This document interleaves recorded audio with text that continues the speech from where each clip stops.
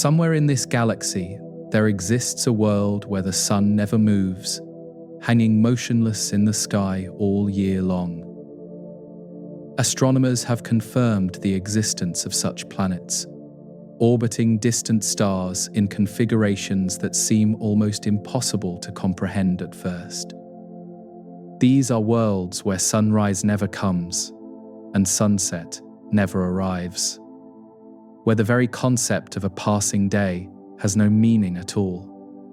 The sun simply remains where it has always been, casting the same shadows it cast 1 million years ago, and will cast 1 million years from now. Such a world divides itself into two completely different realms, each defined by its relationship to that unmoving star in the sky above. One hemisphere faces the star permanently, bathed in endless light and heat that never diminishes, never relents, never offers the relief of nightfall. The opposite hemisphere faces away into the void, wrapped in darkness so complete that no sunrise has ever broken across its frozen horizons. Between these two extremes lies a boundary, a ring circling the planet, where light meets shadow in an eternal state of twilight.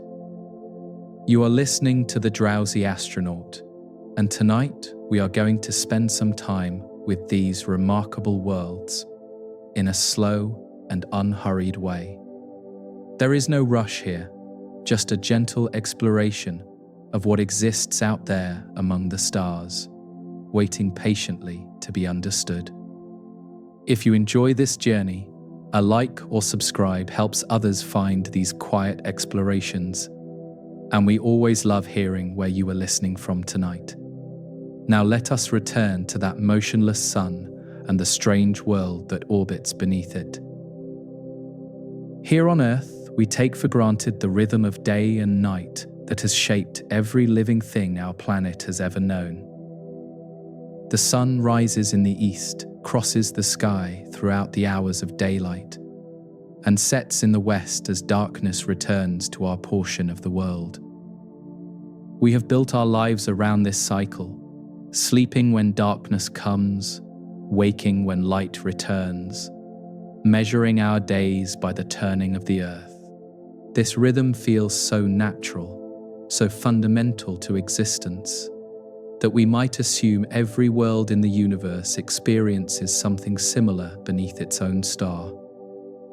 But the worlds we visit tonight know nothing of sunrise or sunset, nothing of the slow transition from day to night and back again. The scientific term for this phenomenon is tidal locking, a name that hints at the gravitational forces responsible for creating such an unusual arrangement.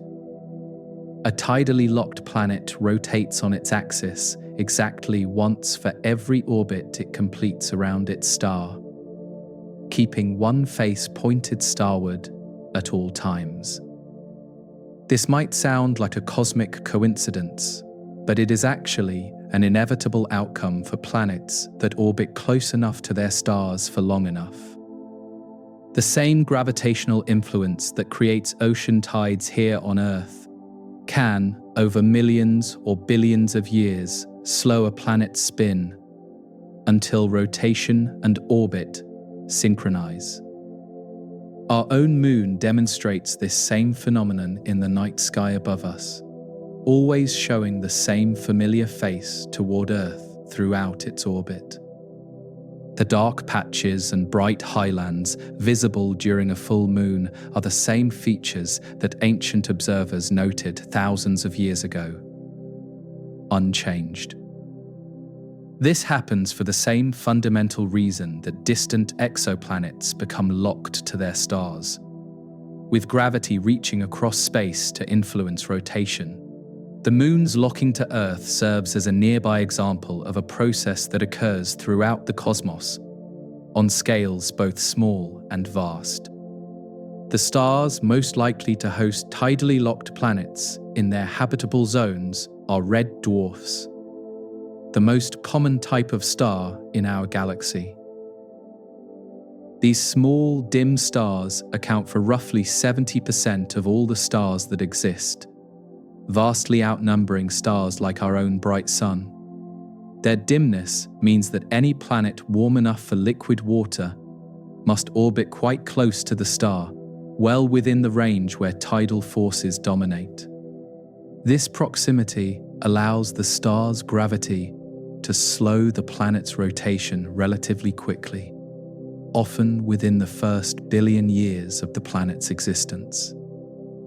The implications of this are staggering in their scope, suggesting that tidally locked worlds may be among the most common, potentially habitable planets anywhere.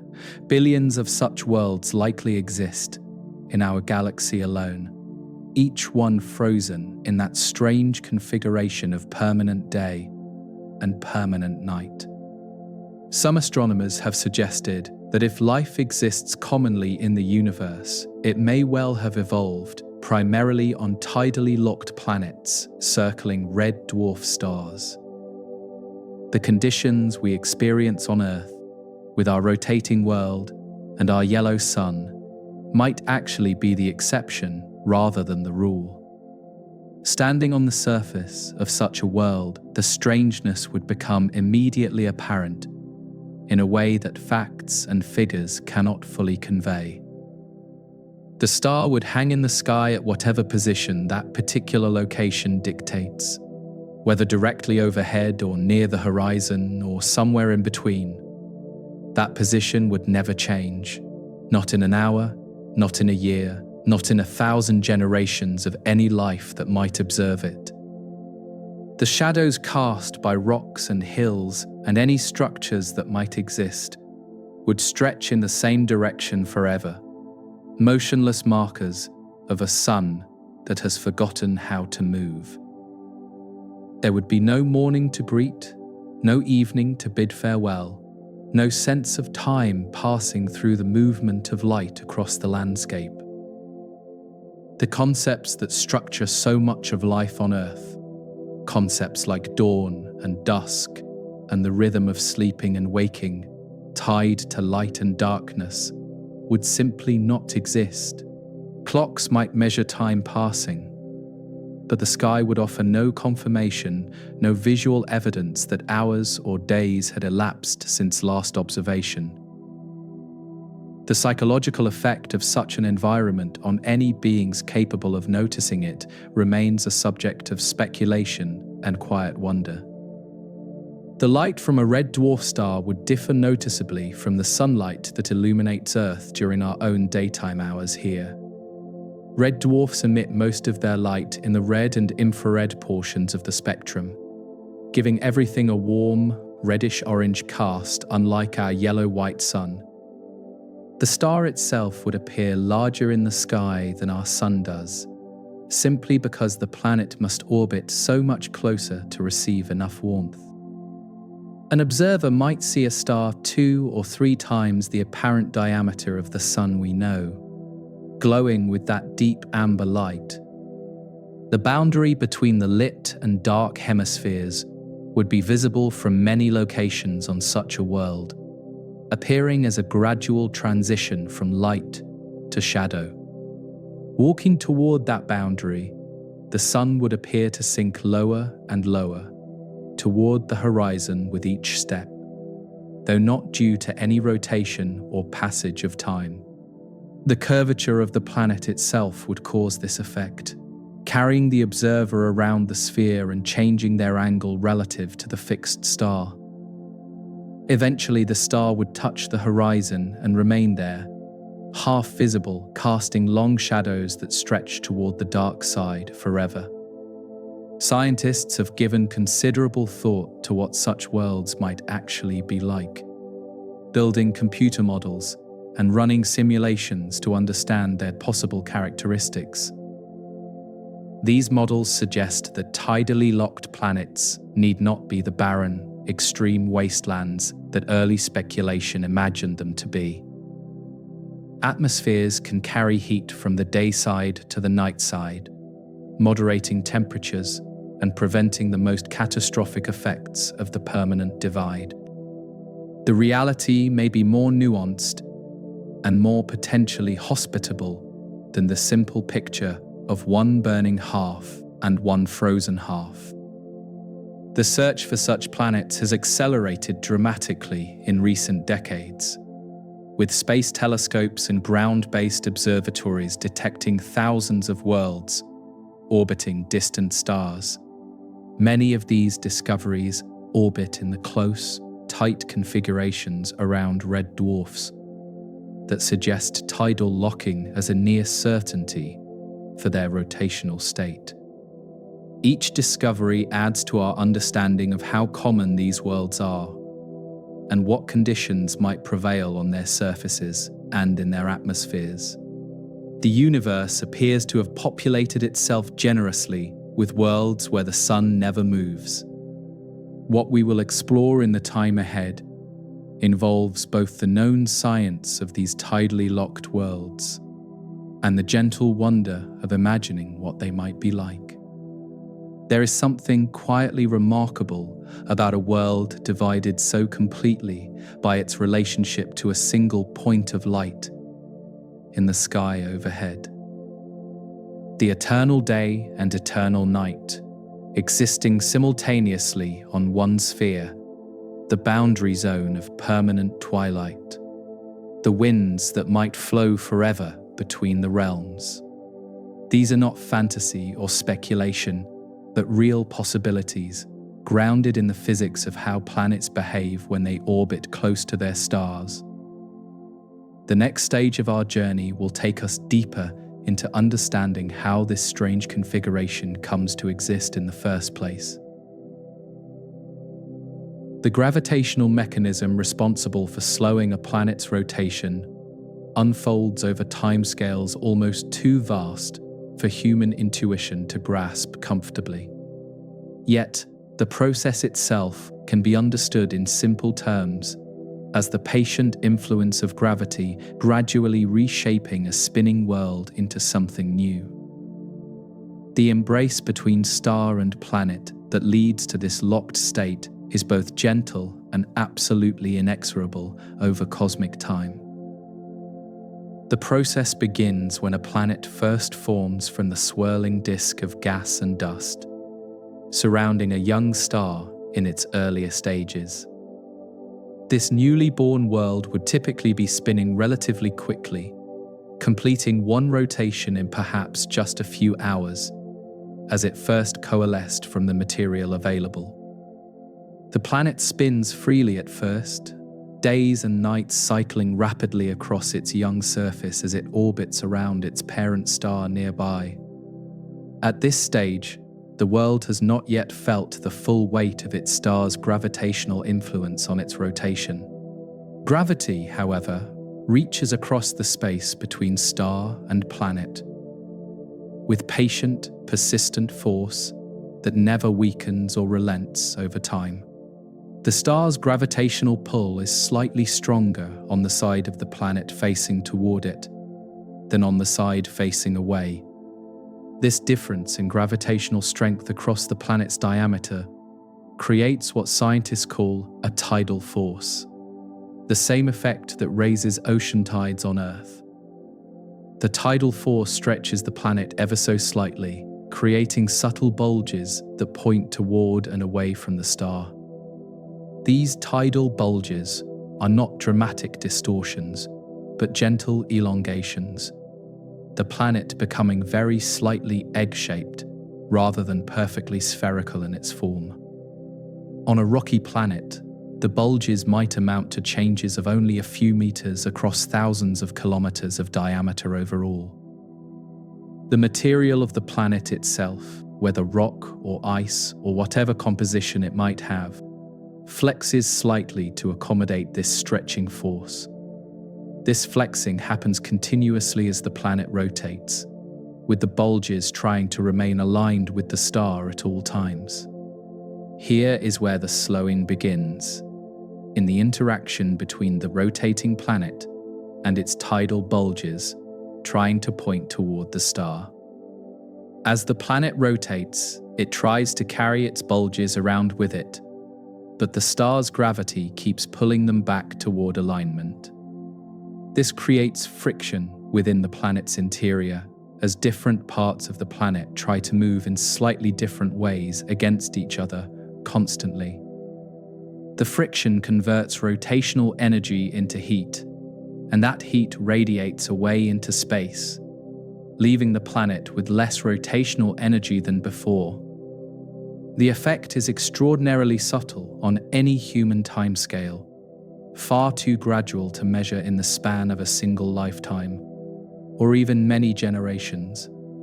A planet might slow its rotation by only a tiny fraction of a second over the course of 1,000 years of this process occurring. Yet time is the one resource the cosmos possesses in truly unlimited quantities.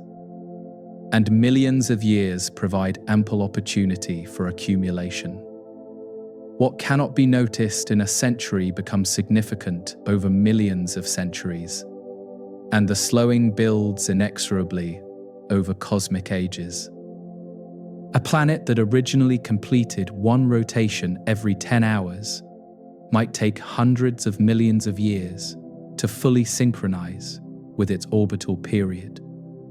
Throughout this vast span of time, the days would gradually lengthen, each rotation taking slightly longer than the one before it over geological timescales.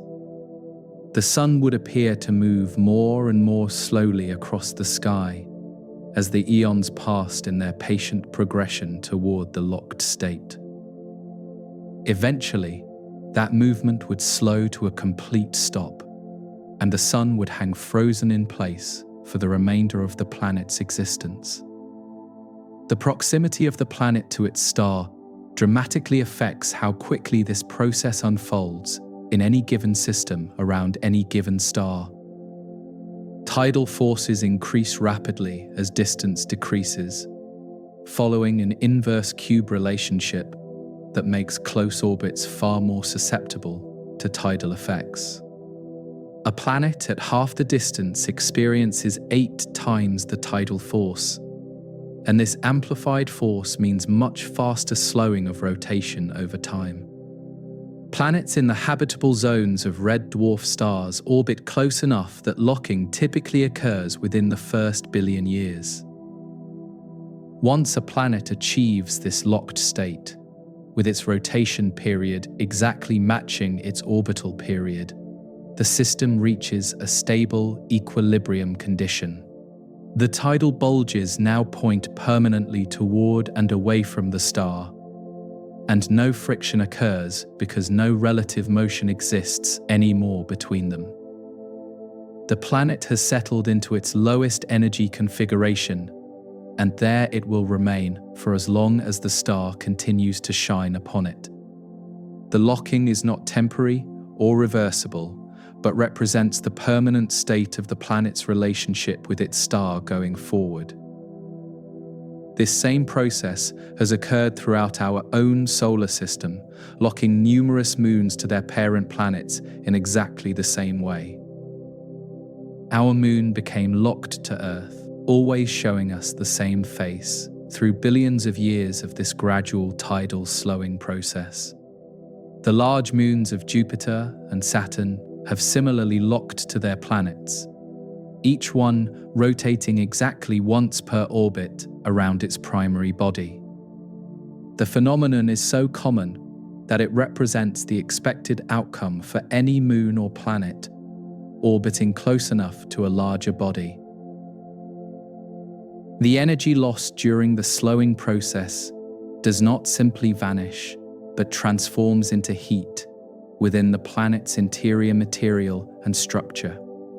This tidal heating can be significant, potentially warming the planet's interior and driving geological activity long after the locking is complete in some cases. Some of the most geologically active bodies in our solar system, like Jupiter's moon Io, are heated primarily by tidal forces even today. The same forces that locked them into their current configurations continue to flex their interiors and generate the heat that powers their volcanism. Understanding this mechanism transforms the motionless sun from a strange cosmic accident into an inevitable outcome of physical law operating over time. Any planet close enough to its star will eventually lock, given sufficient time for the process to complete its patient work of slowing. The universe does not produce these worlds through rare circumstances, but through the ordinary operation of gravity on rotating bodies that happen to orbit nearby. Tidally locked planets are not curiosities, but expectations, the natural result of physics playing out across the galaxy everywhere. With the mechanism now understood, we can turn our attention to what these locked worlds are actually like, to imagine visiting and exploring. The hemisphere that faces the star, bathed in permanent light, presents an environment unlike anything found on our own rotating Earth today. The eternal day creates conditions that range from merely warm to scorching, depending on where one stands relative to the point directly beneath the star. This dayside hemisphere awaits our exploration now, with its frozen shadows and its ancient, unmoving light. The point on a tidally locked planet's surface, where the star appears directly overhead, holds a special position in the geography of such worlds. Scientists call this the substellar point, and it represents the location receiving the most concentrated light and heat from the star at all times. The star hangs at the zenith here, never descending toward the horizon, never climbing up from below, simply present and overhead eternally. No shadows exist at the substellar point in its most ideal form, with light falling straight down from directly above at all hours. The temperature at this central location depends on the characteristics of both the star and the planet in question under consideration. For a planet orbiting at just the right distance from a red dwarf star, temperatures at the substellar point might be merely warm by Earth standards. Move the planet slightly closer to its star, and the substellar point becomes hot, then scorching, then uninhabitable by any life we know of. The star's brightness, the planet's atmosphere, and the precise orbital distance all combine to determine what conditions actually prevail at this unique location. The surface at the substellar point has been bathed in constant light for billions of years without interruption or pause of any kind whatsoever. Any rocks or minerals present would have experienced unending exposure to stellar radiation throughout all that vast span of continuous geological time together. The effects of this exposure might darken or alter the surface materials in ways that would distinguish this region visibly from other areas. Standing here, one would stand at the absolute center of a world's relationship with its star, the point of maximum stellar influence. Moving away from the substellar point in any direction, the character of the dayside begins to gradually change with increasing distance from center. The star appears lower in the sky as the curve of the planet carries the surface away from that direct overhead angle of illumination. Shadows begin to appear, stretching away from the star, growing longer as the distance from the substellar point increases with each step. The temperature decreases as well, since light striking at an angle delivers less heat per unit area than light striking straight down. This gradient creates a series of concentric zones radiating outward from the substellar point toward the distant terminator boundary at the horizon's edge. The innermost zone experiences conditions most similar to the substellar point itself, with the star high overhead and temperatures at their maximum. Further out, the star sits at a 45-degree angle, casting moderate shadows and delivering somewhat reduced heating to the surface below. Beyond that, the star approaches the horizon. Shadows stretch enormously long, and temperatures drop toward whatever the terminator zone might offer instead. The sky above the dayside would appear quite different from Earth's familiar blue expanse that we observe on clear days in our lives. The color of a planet's sky depends on its atmospheric composition and the color of the light illuminating it from above together. With a red dwarf star providing the light, even an Earth-like atmosphere might appear more amber or salmon-colored than the blue we know here. The star itself would dominate the sky, larger in apparent size than our Sun, and glowing with that distinctive deep orange-red color characteristic of these systems. One of the most striking features of the dayside sky would be the complete absence of visible stars anywhere in that hemisphere at all. The constant presence of the sun would wash out any starlight, just as our own daytime sky hides the stars behind its blue brightness daily. Anyone living on the dayside of such a world might never see a single star throughout their entire existence on that bright hemisphere. The night sky that reveals the universe to us each evening would be entirely unknown to beings who never experienced the darkness of the night side. The surface itself would bear the marks of its eternal illumination, in ways that geologists would find fascinating to study and document. Rocks would expand in the heat and remain expanded, never experiencing the contraction that comes with cooling after sunset on worlds that rotate. Temperature differences between lit slopes and shadowed crevices might drive weathering processes unlike anything seen on rotating worlds with regular cycles. The landscape would have evolved under conditions of permanent, unchanging light for longer than complex life has existed on Earth.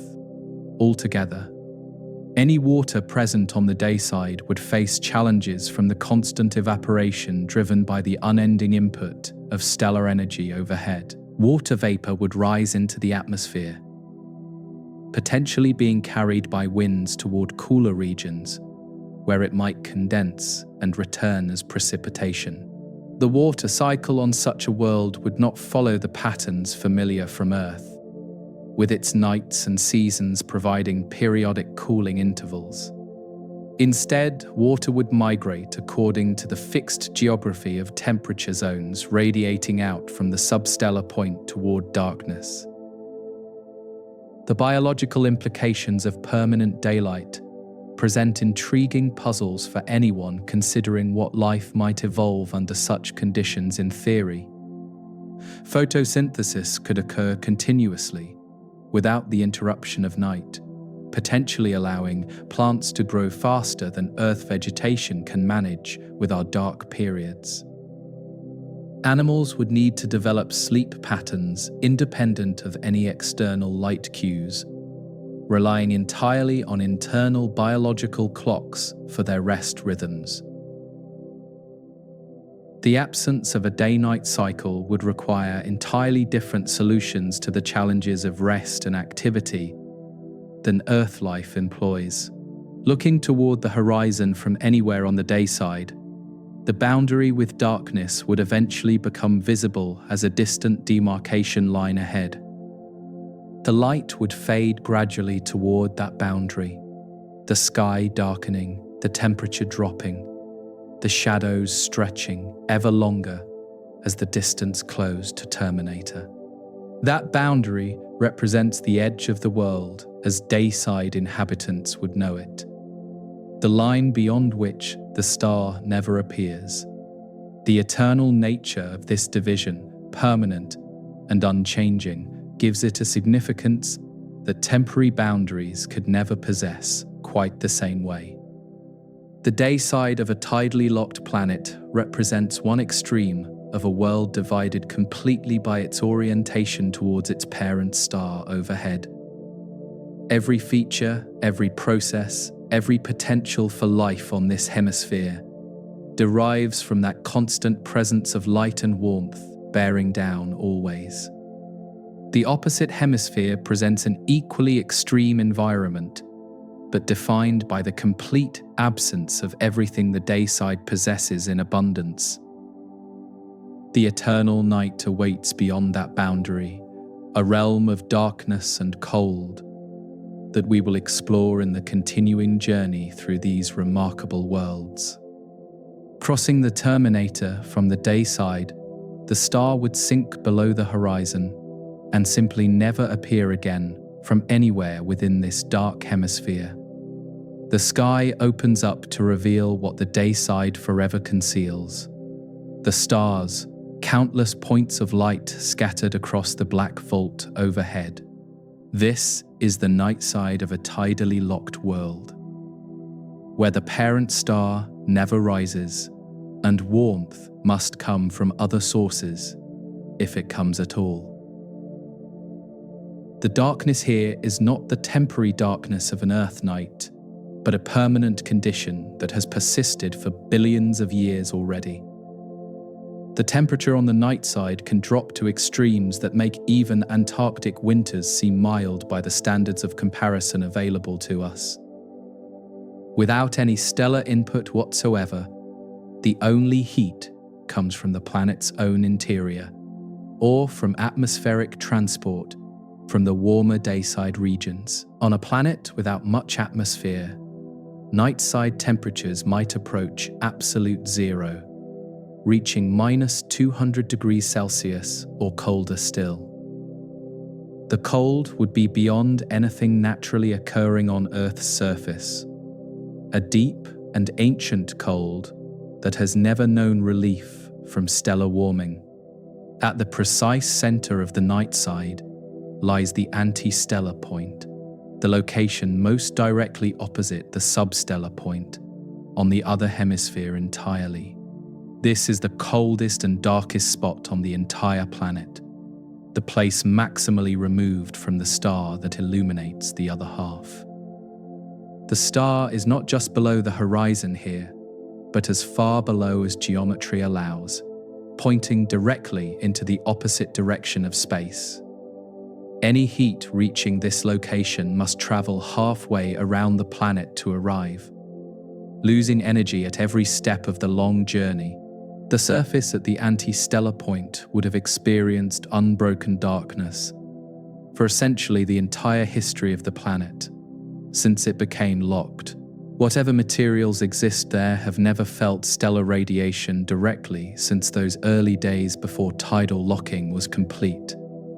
Long ago, the cold would have worked on these materials for eons, potentially producing features and conditions unlike anything found on the light side of the world.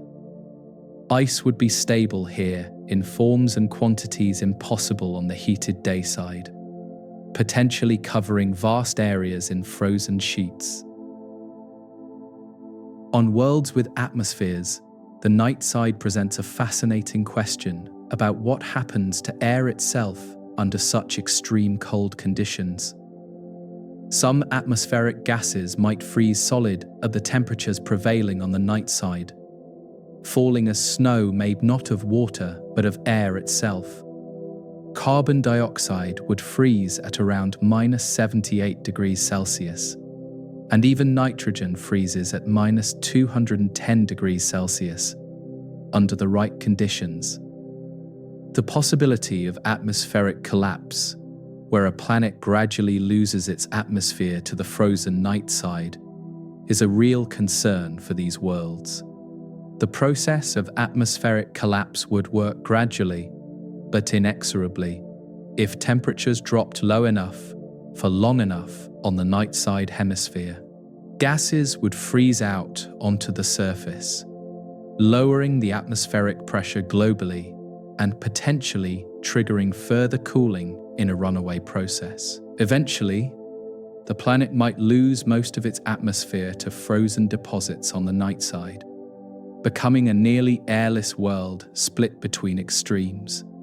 This possibility makes the question of atmospheric circulation and heat transport critically important for understanding tidally locked planets. Looking up from anywhere on the night side, the stars would present a static, unmoving display, unlike the sky familiar to observers on Earth tonight. The planet's lack of rotation relative to the star means it also lacks rotation relative to the fixed stars in the background sky surrounding it. The same constellations would hang in the same positions at all times, never rising, never setting, simply present in unchanging patterns forever. The stars an observer saw on their first night of consciousness would be the same stars in the same places they saw on their last. This fixed sky would make navigation by stars remarkably simple for anyone with the knowledge to read those permanent celestial markers above them. A star directly overhead would always be directly overhead, not for one night, but for eternity, a permanent reference point in the darkness. Travelers on the night side could orient themselves by these unchanging points, without any concern about timing or seasonal variations affecting positions. The sky itself would serve as a fixed map, reliable in ways that Earth's rotating heavens can never quite match for its observers. The boundary between the night side and the terminator zone would be visible as a gradual lightening of the sky toward the direction of the star. Near the terminator, the horizon would glow with the light refracted around the planet's curve by any atmosphere present above the surface.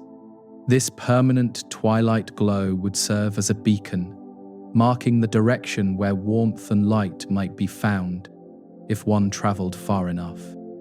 The sharp division between absolute darkness and this faint glow would define the geography of the night side as clearly as any mountain range. Any ice present on the night side might take exotic forms under the extreme cold and unchanging conditions that prevail across the dark hemisphere. Water ice would be as hard as rock at these temperatures, and the lack of any thermal cycling would mean no daily expansion and contraction. Other ices might accumulate as well, frozen CO2, or even frozen nitrogen and oxygen from the atmosphere falling as perpetual snow. The night side could accumulate vast reserves of volatile materials, a frozen treasury of substances driven from the heated dayside over geological time. The silence on the night side of a world without much atmosphere would be absolute in ways difficult for human experience to fully grasp. No wind would blow without air to move. No sound would carry without a medium to transmit it through the empty space. The only movement would be the incredibly slow processes of thermal contraction, and whatever geological activity the planet's interior might still produce. Time would pass without the markers that Earth's dynamic surface provides, creating an environment of profound stillness and unchanging cold. Between the extremes of the eternal day and the eternal night lies a boundary region that has captured the imagination of scientists studying these worlds. The terminator zone, where light meets shadow in permanent equilibrium, offers conditions that neither extreme hemisphere can provide alone for potential inhabitants. This twilight realm circles the entire planet like a ring, experiencing perpetual sunset or sunrise, depending on one's perspective regarding it. The exploration of this boundary zone and its unique characteristics awaits in the continuing journey through the world, where the sun never moves. The terminator zone circles a tidally locked planet, like a ring drawn around a sphere, separating the realm of light from the realm of darkness.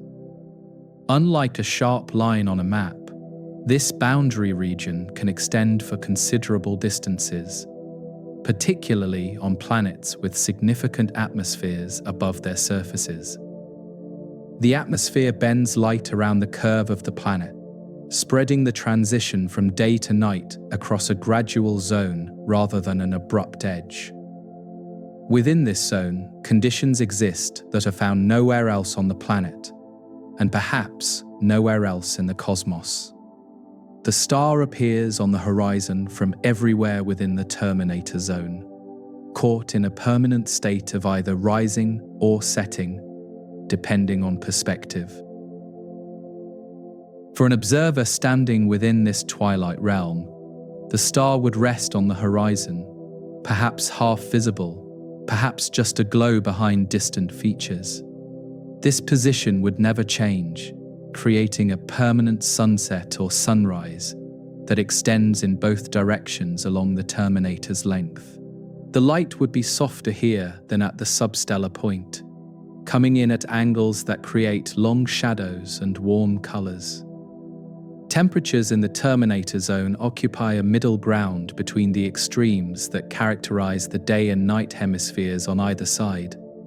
The constant sunlight provides warmth, but its low angle means less intense heating than regions closer to the substellar point receive continuously. The nearby nightside provides a cold sink that draws heat away through atmospheric and potentially oceanic circulation patterns operating between the hemispheres. This moderation makes the terminator zone the most plausible location for liquid water and potentially habitable conditions on many tidally locked worlds.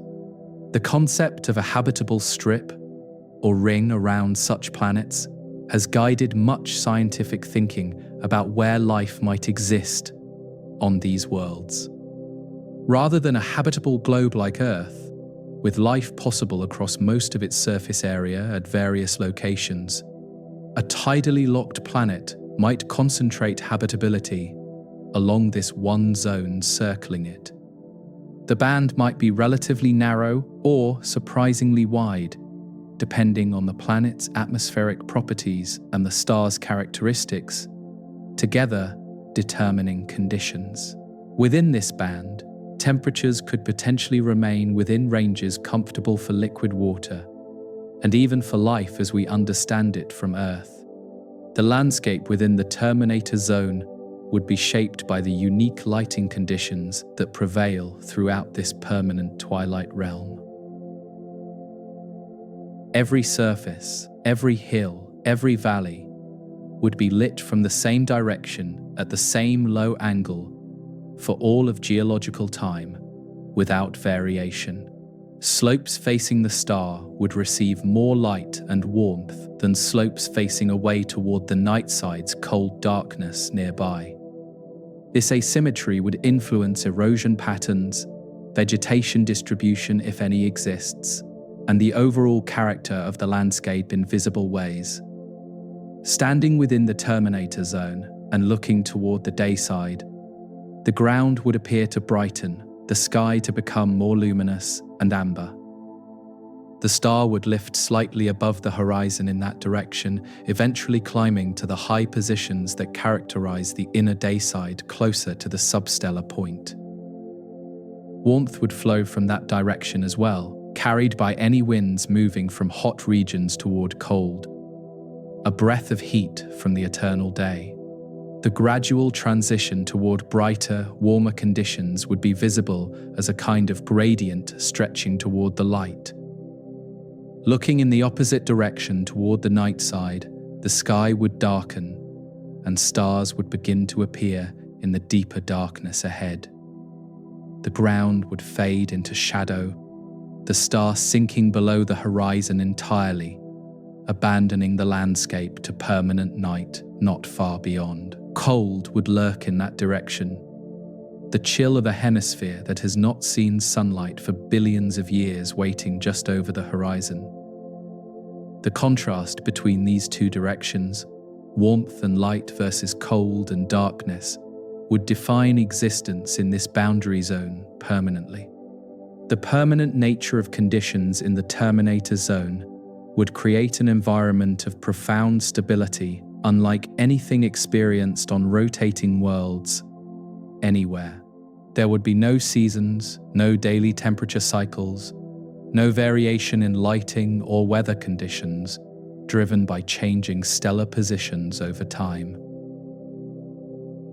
What existed today would exist tomorrow, and 1,000 years hence, barring only geological changes or stellar evolution over even longer timescales.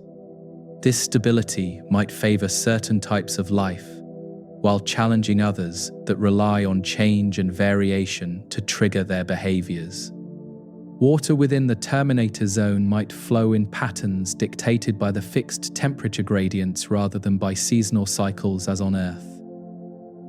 Rivers might run perpetually from warmer areas toward colder ones, carrying heat as well as water toward the frozen nightside hemisphere continuously. Lakes might exist in stable positions, where temperature and topography combine to allow liquid water to persist without freezing or evaporating over time.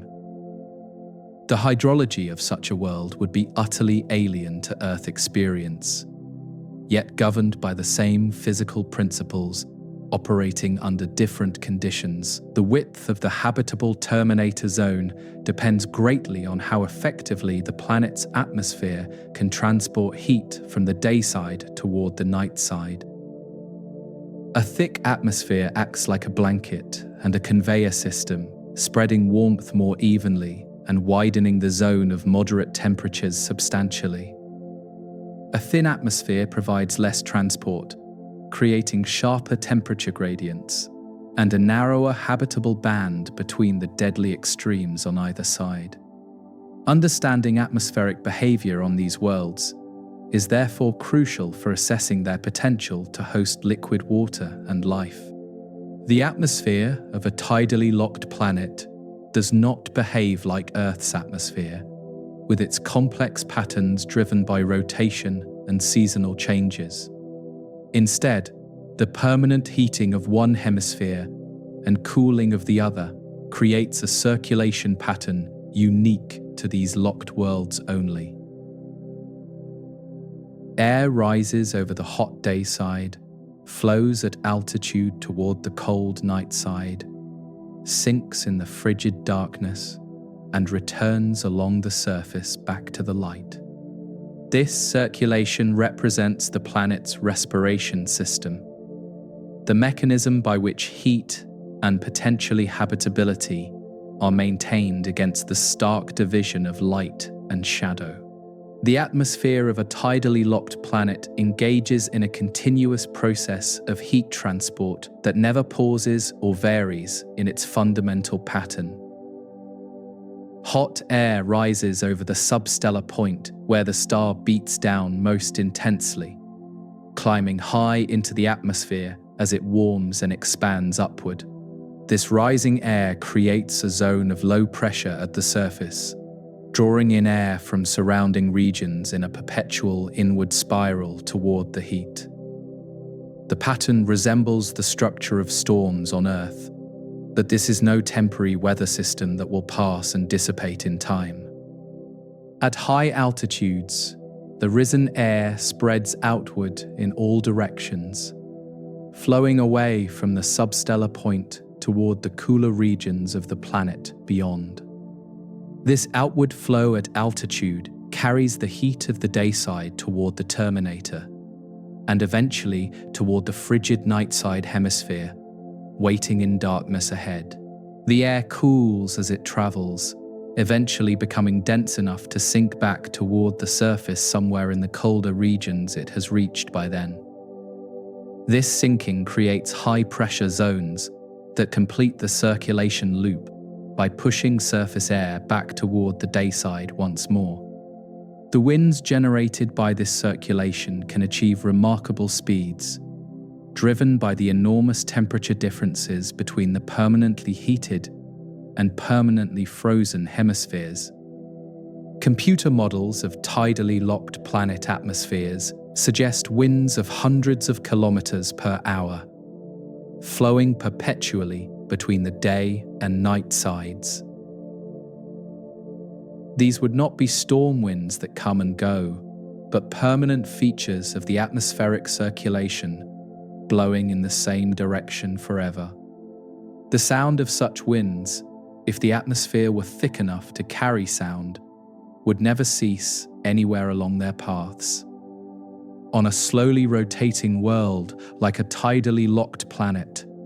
The Coriolis effect that shapes Earth's weather patterns is significantly weaker than we experience daily. Earth's rapid rotation deflects moving air masses, creating the spiral patterns of hurricanes and the wavy jet streams that circle our planet from west to east. A tidally locked planet rotates once per orbit, which for close-in planets around red dwarfs might be as short as a few days or weeks at most. This slow rotation means air can flow more directly from hot to cold without being deflected strongly into east-west patterns. The result is a circulation dominated by day-to-night flow, rather than the complex east-west patterns that characterize Earth's atmospheric dynamics normally. Air flows from the dayside to the nightside at altitude, and from the nightside back to the dayside near the surface, relatively directly. This simpler pattern makes these atmospheres somewhat easier to model than Earth's, though plenty of complexity still emerges from the details of composition and terrain. The overall picture is one of a planet breathing, inhaling cold air toward the substellar point, exhaling warm air toward the antistellar point, endlessly. The rising air over the substellar point cools as it ascends, and cooling air often cannot hold as much moisture as warm air near the surface. This means water vapor carried aloft would condense, forming clouds and potentially precipitation over the hottest part of the planet, permanently. Some models predict a permanent cloud bank over the substellar point, a perpetual overcast that would actually moderate the extreme heating from direct stellar radiation somewhat. The irony would be that the point directly beneath the star might never see the star clearly through its permanent cloud cover. These clouds might organize into something resembling a permanent hurricane, a vast storm system centered on the substellar point that never dissipates or moves. Updrafts would fuel continuous thunderstorm activity, with lightning flickering constantly beneath towering anvil-shaped clouds that exist unchanged for millions of years at a time. The energy driving this storm would come not from the temporary warmth of sun-heated ocean water, as on Earth, but from the eternal light pouring down. Such a feature would be visible from space, marking the substellar point with a permanent bright spot of cloud cover. The nightside presents the opposite challenge, air sinking rather than rising as it cools to extreme temperatures in the permanent darkness there. This sinking air creates high pressure at the surface, pushing air outward toward the terminator and eventually back toward the light on the dayside. The nightside might be relatively calm compared to the turbulent substellar region, with clear skies allowing the stars to shine unobscured through thin atmosphere. The cold would still be extreme, but the weather would be the quiet weather of a frozen desert rather than a raging storm. The efficiency of this atmospheric heat transport determines whether a tidally locked planet can maintain habitable conditions anywhere on its surface successfully. A planet with a thick atmosphere can move enough heat to warm the nightside significantly, preventing atmospheric gases from freezing out onto the cold surface. A planet with a thin atmosphere cannot prevent this freeze-out, and over time might lose its air entirely to frozen deposits. The difference between a living world and a frozen airless wasteland might come down to the thickness and composition of the atmospheric blanket. Recent computer modeling has produced more optimistic results than early speculation about tidally locked habitability ever suggested would be possible. Scientists once worried that all tidally locked planets would suffer atmospheric collapse or extreme conditions incompatible with life as we understand it. Current models show that planets with Earth-like atmospheric masses can maintain habitable conditions over significant portions of their surfaces quite reasonably. The terminator zone and even parts of the dayside and nightside might fall within temperature ranges suitable for liquid water and living things.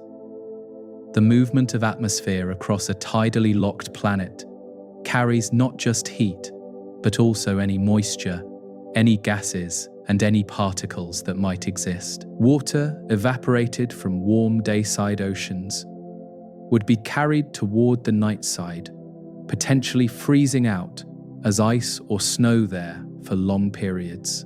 Volcanic gases released anywhere on the planet would circulate globally, mixing into the atmosphere and affecting conditions everywhere over time eventually. The atmosphere serves as the planet's circulatory system, connecting the otherwise separate realms of light and darkness into one dynamic whole. The question of whether water can exist as liquid on such worlds, and therefore whether life as we understand it might be possible there, connects directly to atmospheric behavior and heat transport functioning. Water represents the crucial ingredient for life in every theory of biology that scientists have developed from studying Earth's living things together.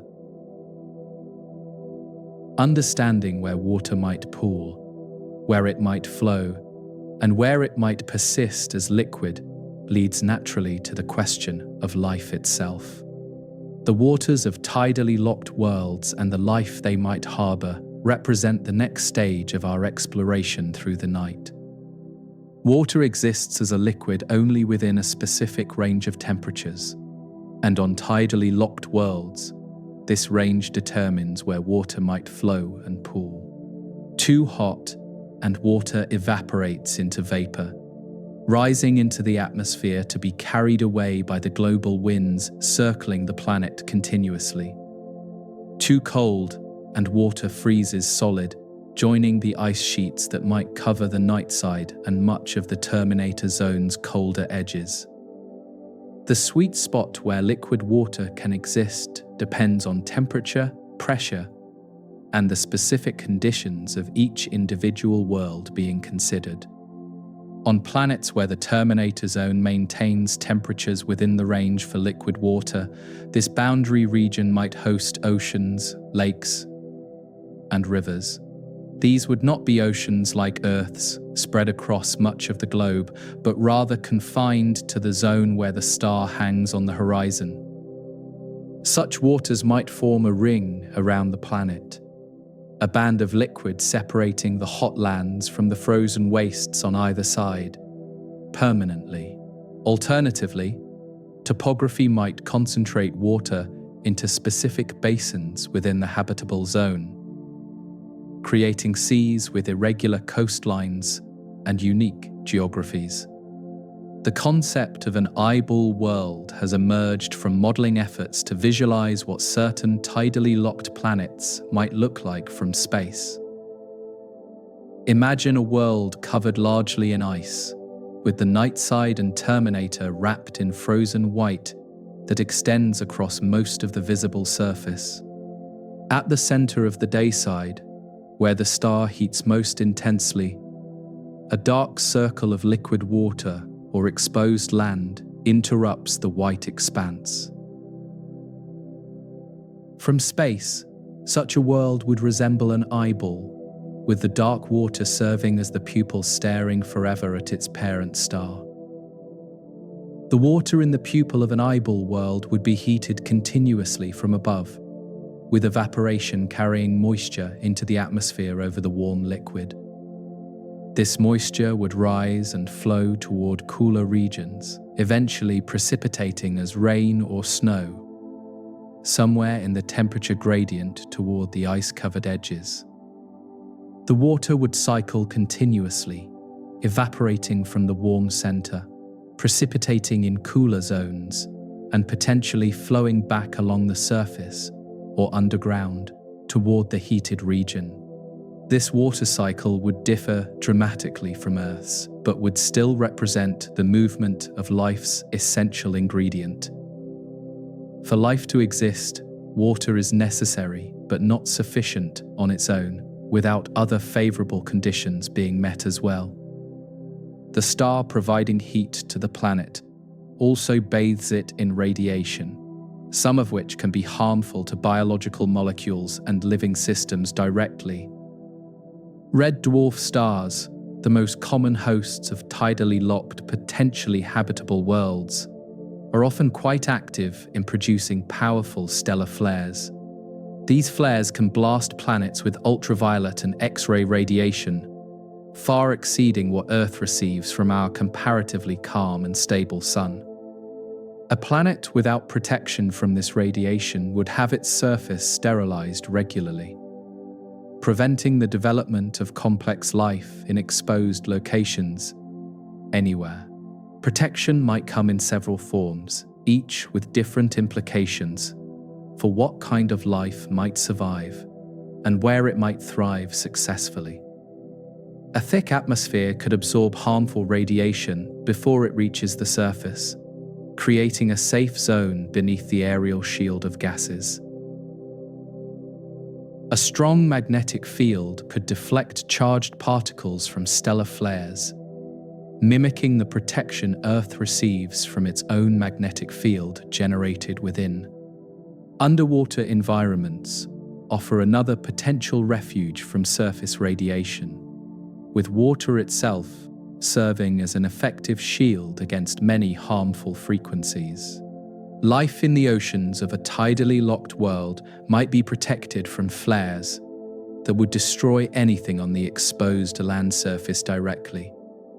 The deeper the water, the greater the protection, suggesting that complex life might be more likely in the depths than in shallows. If tidally locked worlds harbor life, it might be predominantly aquatic, hidden beneath the waves from the hostile radiation above. The timescales available for life to develop around red dwarf stars far exceed what our own Sun provides to Earth and its inhabitants. Our Sun will remain stable for another 5 billion years or so before beginning its expansion into a red giant that will end habitability here. Red dwarf stars burn so slowly and efficiently that they can remain stable for tens of billions of years, some for over 1 trillion years theoretically. Life on a tidally locked world around a red dwarf would have far more time to evolve, diversify, and potentially develop intelligence than life on Earth has had. This vast time span could allow evolution to produce solutions to the challenges of the tidally locked environment that seem difficult from our perspective now. Organisms might develop radiation resistance, allowing them to survive on the surface despite the stellar flares that periodically wash the planet with harmful light. They might evolve biological clocks entirely divorced from any external light cycle, keeping time through internal mechanisms we can barely imagine designing ourselves. The life forms of such worlds, if they exist, would be adapted to conditions so different from Earth that they might seem utterly alien at first encounter. The question of life on tidally locked worlds remains open, with no definitive answer yet available from any observation or exploration conducted to date. We have not detected biosignatures, the chemical signs of life, in the atmosphere of any exoplanet orbiting in the habitable zone of its star yet. This does not mean life is absent, only that our instruments have not yet achieved the sensitivity needed to detect it from such vast distances. The search continues, with each new telescope and each new technique bringing us closer to an answer that could transform our understanding of life's place in the universe. The scientific debate about tidally locked habitability has evolved significantly over the past few decades of research and modeling work by researchers. Early assessments were pessimistic, suggesting these worlds would be too extreme for life as we understand it to gain any foothold. Current models are more optimistic, showing that atmospheric circulation and other factors can moderate conditions and maintain habitable zones reasonably well. The truth likely lies in the details. Some tidally locked worlds may be habitable, others not, depending on their specific characteristics and histories. Before exploring the distant exoplanets that astronomers have discovered and studied in recent years, we have a nearby example of tidal locking to consider. Our own moon demonstrates this phenomenon every time we look up at the night sky and see the same familiar face looking back at us. The moon's locking to Earth occurred through the same mechanism that locks planets to their stars, providing a local example of a cosmic phenomenon. Understanding the moon as a tidally locked world helps ground these abstract concepts in something we can see with our own eyes tonight. Every human who has ever looked up at the moon has seen the same face, the same pattern of light and dark regions that have marked our satellite for billions of years. The dark patches, which early observers called seas, or Maria, cover roughly a third of the near side in distinctive patterns that are easily recognizable. The lighter highlands fill the remaining areas. Heavily cratered regions that speak to the ancient bombardment the moon endured early in its history, long ago.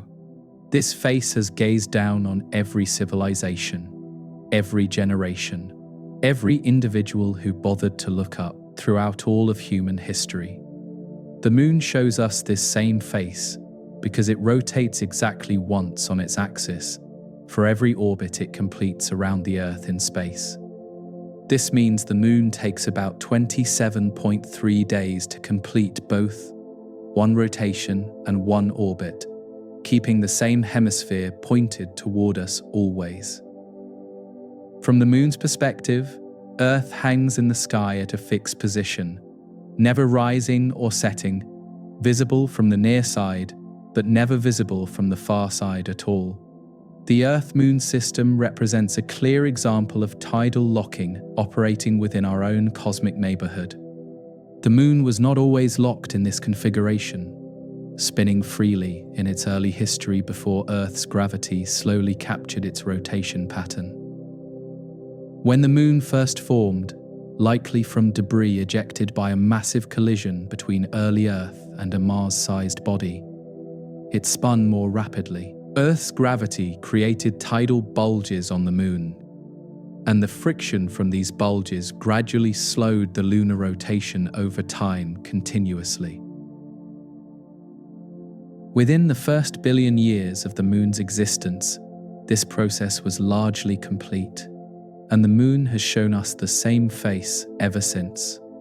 The mechanism that locked the moon is identical to the mechanism that locks planets to their stars throughout the galaxy and beyond. Gravity creates tidal bulges. The bulges experience friction as the body rotates. The friction converts rotational energy to heat, and the rotation slows inexorably. The difference is only in the bodies involved and the timescales required for the process to reach completion with the locked configuration. The moon's locking happened relatively quickly because the Earth is nearby and the gravitational influence strong at that close range. The far side of the moon remained completely unknown to humanity until the space age finally allowed us to send spacecraft beyond our world. In October of 1959, the Soviet Luna 3 spacecraft swung around the moon and photographed the far side for the first time in history. These grainy images revealed a surface surprisingly different from the familiar near side. With far fewer of the dark maria that dominate our view, The hidden face of our nearest celestial neighbor had finally been revealed after billions of years of concealment from every eye on Earth. The difference between the near side and far side has intrigued scientists ever since those first photographs returned to eager researchers on Earth. The near side features large, dark volcanic plains called maria, which formed when ancient lava flows filled huge impact basins billions of years ago naturally. The far side has very few of these features, appearing instead as a heavily cratered highland surface with only small patches of darker material. The reason for this asymmetry relates to differences in the crustal thickness between the two hemispheres of the Moon. The crust on the far side is significantly thicker than on the near side, by perhaps 20 to 30 kilometers in the most pronounced regions. This thicker crust made it more difficult for lava from the interior to reach the surface and flood the impact basins on the far side completely. On the near side, the thinner crust allowed magma to break through more easily, creating the maria we see when we look up at the Moon tonight. The asymmetry may relate to the early thermal history of the Moon, when the near side facing Earth experienced different conditions than the far side facing away. Most of the large moons in our solar system are also tidally locked to their parent planets, demonstrating how common this phenomenon truly is.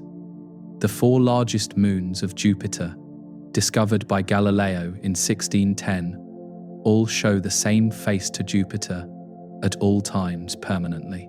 Saturn's largest moon, Titan, larger than the planet Mercury, is similarly locked in its rotation relative to Saturn as it orbits continuously around it. The process that locked our Moon has operated throughout the solar system wherever moons orbit close enough to their planets for long enough. Even Pluto and its largest moon, Charon, have become tidally locked to each other in a mutual embrace that is unique in our solar system. Both Pluto and Charon rotate once for every orbit, meaning they each show the same face to the other at all times together. An observer on Pluto would see Charon hanging motionless in the sky, and an observer on Charon would see Pluto similarly fixed in position. This double locking represents the end state of tidal evolution for a system where both bodies are comparable in size to each other. The Moon's tidal locking to Earth provides a tangible, visible example of a phenomenon that might otherwise seem too abstract and distant to grasp easily. Every time we see the full moon and recognize the same features we have always seen, we witness tidal locking in action firsthand. The familiar face is a consequence of gravity and time working together over billions of years to slow a spinning body into synchronization with its orbit. Understanding this nearby example makes the concept of tidally locked exoplanets more concrete and comprehensible to us. Looking beyond our Moon to the distant stars, astronomers have developed remarkable techniques for detecting and studying planets we will never visit in person ourselves.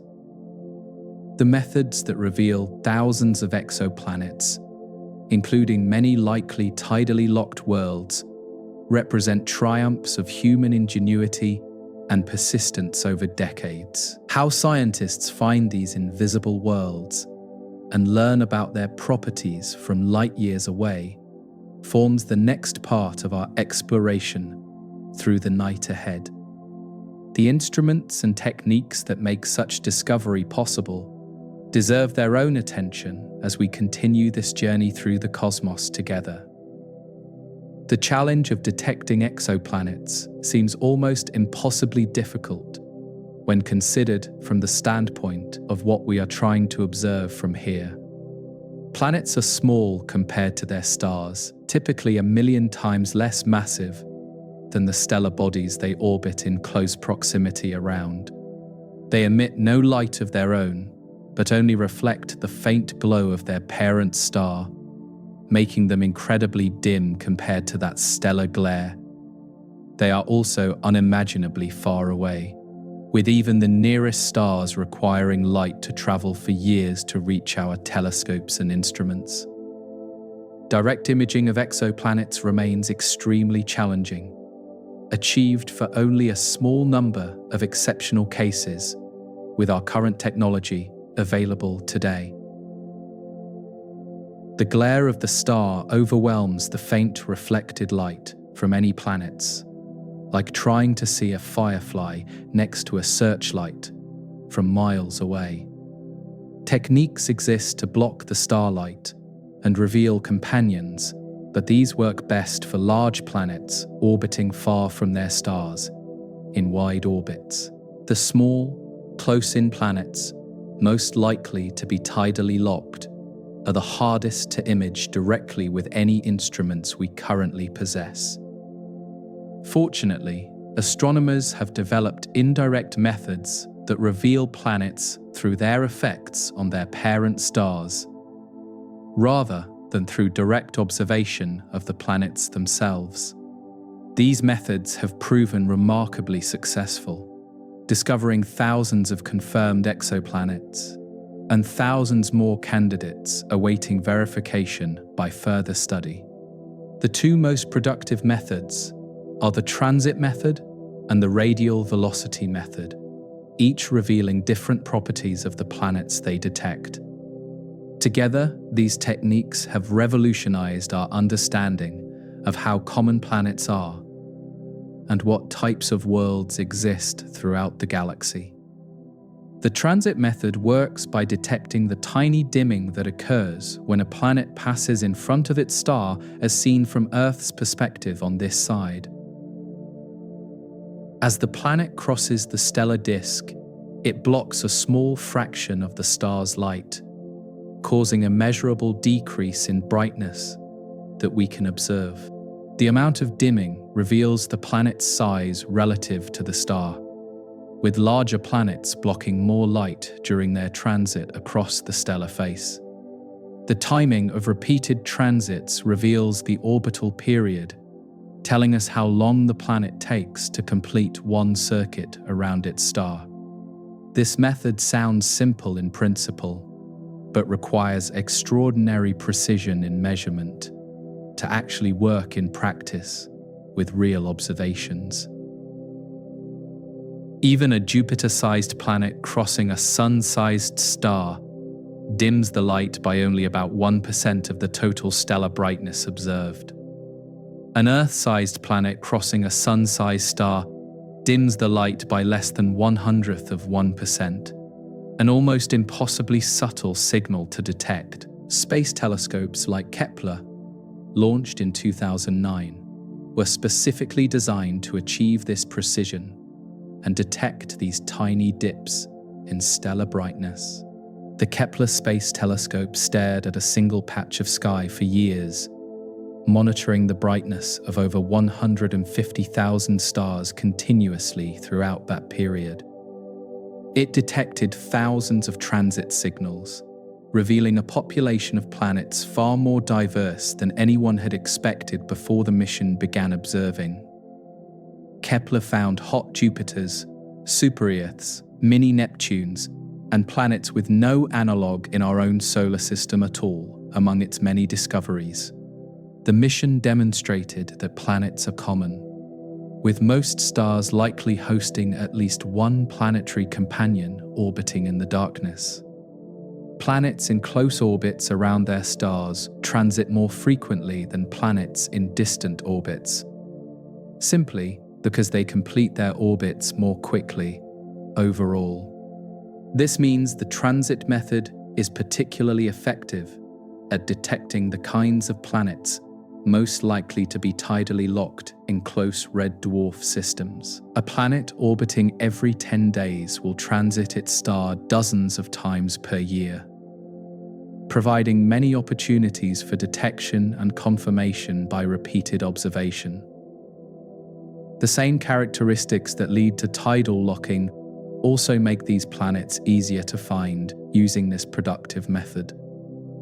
The radial velocity method detects planets through the gravitational influence they exert on their parent stars as both bodies orbit together. A star with a planet does not sit perfectly still, but rather orbits a common center of mass shared with its planetary companion. This orbital motion causes the star to wobble slightly, moving toward and away from Earth in a regular pattern as the planet circles around it. The wobble can be detected through the Doppler shift it causes in the star's light, as observed from our vantage point here. When the star moves toward Earth, its light is slightly blue shifted, with wavelengths compressed by the approach toward our instruments and telescopes. When the star moves away from Earth, its light is slightly red shifted, with wavelengths stretched by the recession from our position on this side. By measuring these tiny shifts in the spectral lines of starlight with extreme precision, astronomers can detect the presence of planets invisible to direct observation. The size of the wobble reveals the minimum mass of the planet, with more massive planets causing larger stellar motions. Combining transit and radial velocity observations provides the most complete picture of a planet's properties that we can obtain without visiting it directly ourselves. The transit gives the planet's size through the amount of light blocked during the crossing event in front of the star. The radial velocity gives the planet's mass through the strength of the gravitational wobble it induces in the star's motion over time. Dividing mass by volume yields density, which tells us whether the planet is rocky like Earth or gaseous like Neptune in its composition. These methods have revealed that small, potentially rocky planets are common in the habitable zones of red dwarf stars throughout our galactic neighborhood and beyond. Many of these planets orbit close enough to their stars that tidal locking is essentially certain, based on our understanding of the physics involved. We have found hundreds of candidates that might be tidally locked worlds with permanent daysides and nightsides, just as we have discussed throughout this exploration. Among these discoveries, one stands out for its proximity to Earth. Proxima Centauri B, orbiting the closest star to our solar system. The star known as Proxima Centauri holds a special place in the cosmic map as the nearest star to our own Sun at a distance of about 4.2 light-years away. This means that light leaving Proxima Centauri tonight will arrive at Earth about 4 years and 3 months from now, a relatively short journey by cosmic standards. Proxima Centauri is a red dwarf star, much smaller and cooler than our Sun, visible only through telescopes despite its proximity to us here. It is part of the Alpha Centauri system, gravitationally bound to the brighter stars Alpha Centauri A and B, that it accompanies through space.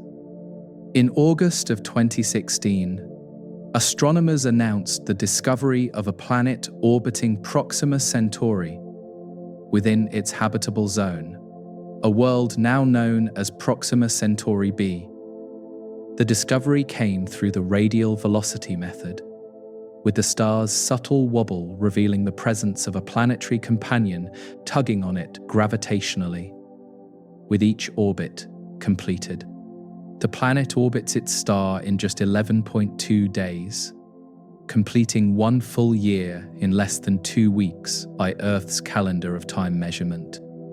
This close orbit places Proxima B well within the range where tidal locking would occur over astronomical timescales without any doubt remaining.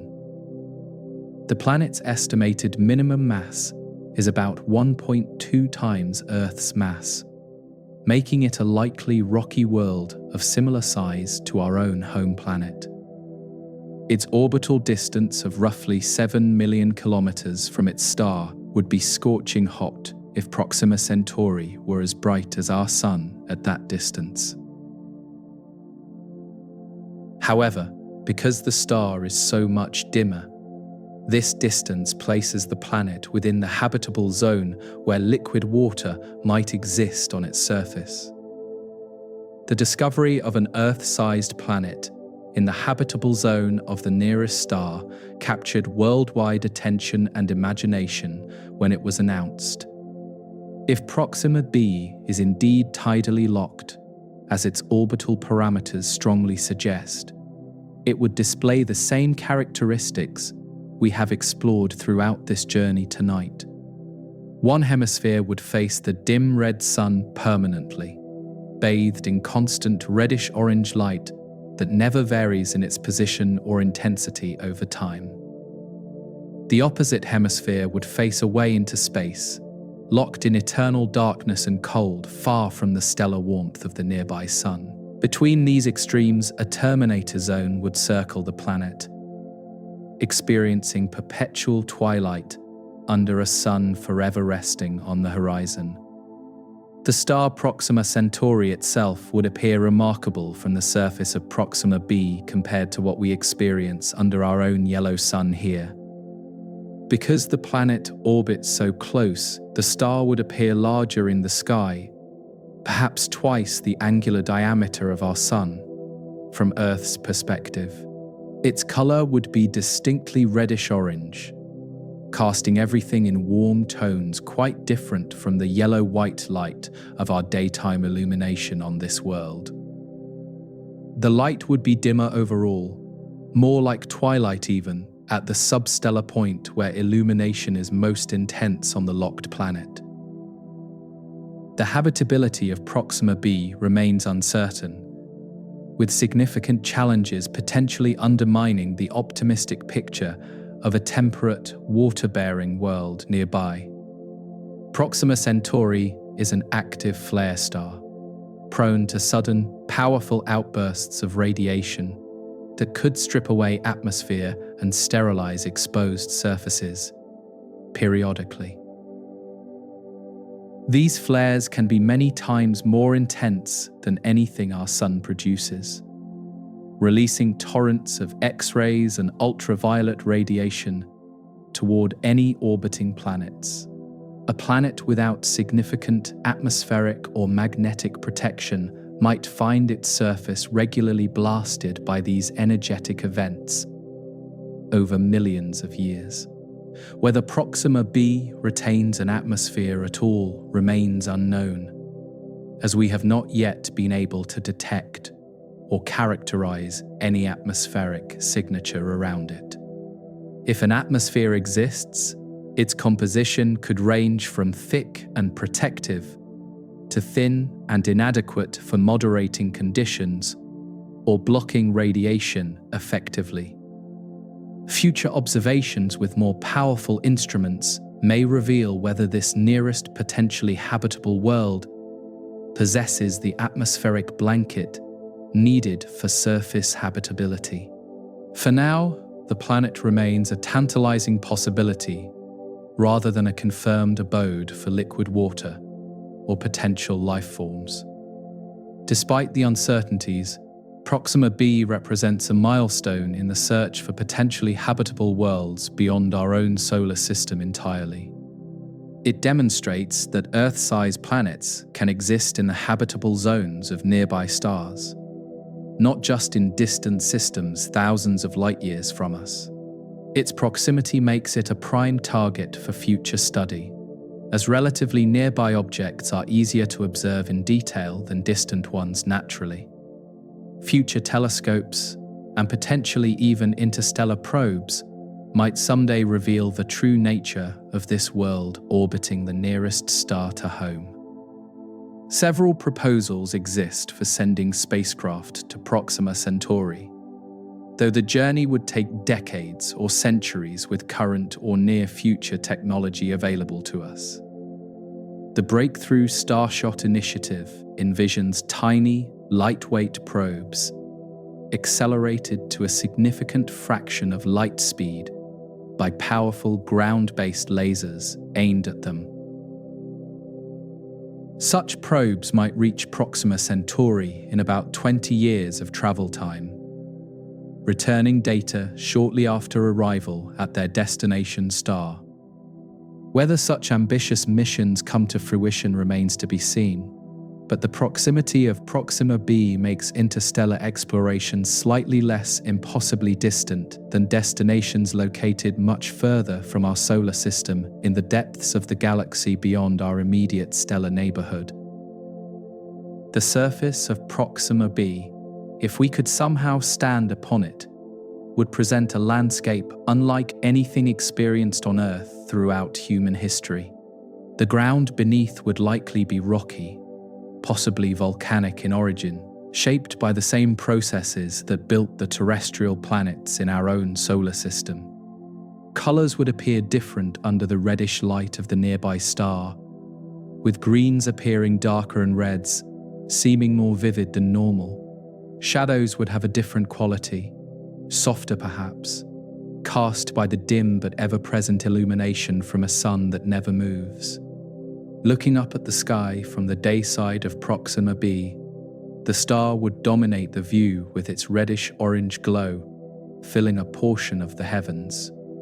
The light would feel warm in color, but not necessarily in temperature, depending on where exactly on the dayside surface one happened to be standing. Near the substellar point, temperatures might be quite high, despite the dimness, as the star's constant presence would heat the ground continuously, without respite. Further from the center, where the sun appeared lower toward the horizon, conditions would moderate into ranges more comfortable for liquid water. The atmosphere of Proxima B, if one exists, would determine so much about what this world might actually be like for any visitor. A thick atmosphere could redistribute heat from the dayside to the nightside, warming the frozen hemisphere and cooling the heated one through constant circulation. Clouds might form, perhaps concentrated at the substellar point, where rising warm air would cool and condense into permanent weather systems overhead. Rain might fall in patterns quite unlike Earth's weather, following the eternal circulation from warm hemisphere to cold and back again endlessly. Without an atmosphere, however, Proxima B would be a harsh world of extreme temperature contrasts between its two permanently divided hemispheres. The dayside surface would bake under constant stellar radiation, with no air to moderate or distribute the heat arriving from above. The night side would freeze to temperatures approaching the coldness of empty space itself, with nothing to carry warmth from the illuminated regions. The terminator zone would be a narrow band of survivable temperatures, caught between these two extremes, perhaps the only region suitable for life. Scientists have attempted to determine whether Proxima B possesses an atmosphere through various observation techniques available to modern astronomy at present. Transit observations could potentially reveal atmospheric signatures if the planet passes in front of its star as seen from Earth's vantage point. Unfortunately, Proxima B's orbital geometry makes transits uncertain, as the planet may not cross the stellar disk from our perspective in the galaxy. Other methods, including direct imaging and spectroscopy, may eventually provide the answers we seek about this nearby world's atmospheric presence. The magnetic field of Proxima B represents another crucial unknown factor in assessing the planet's potential habitability over geological timescales.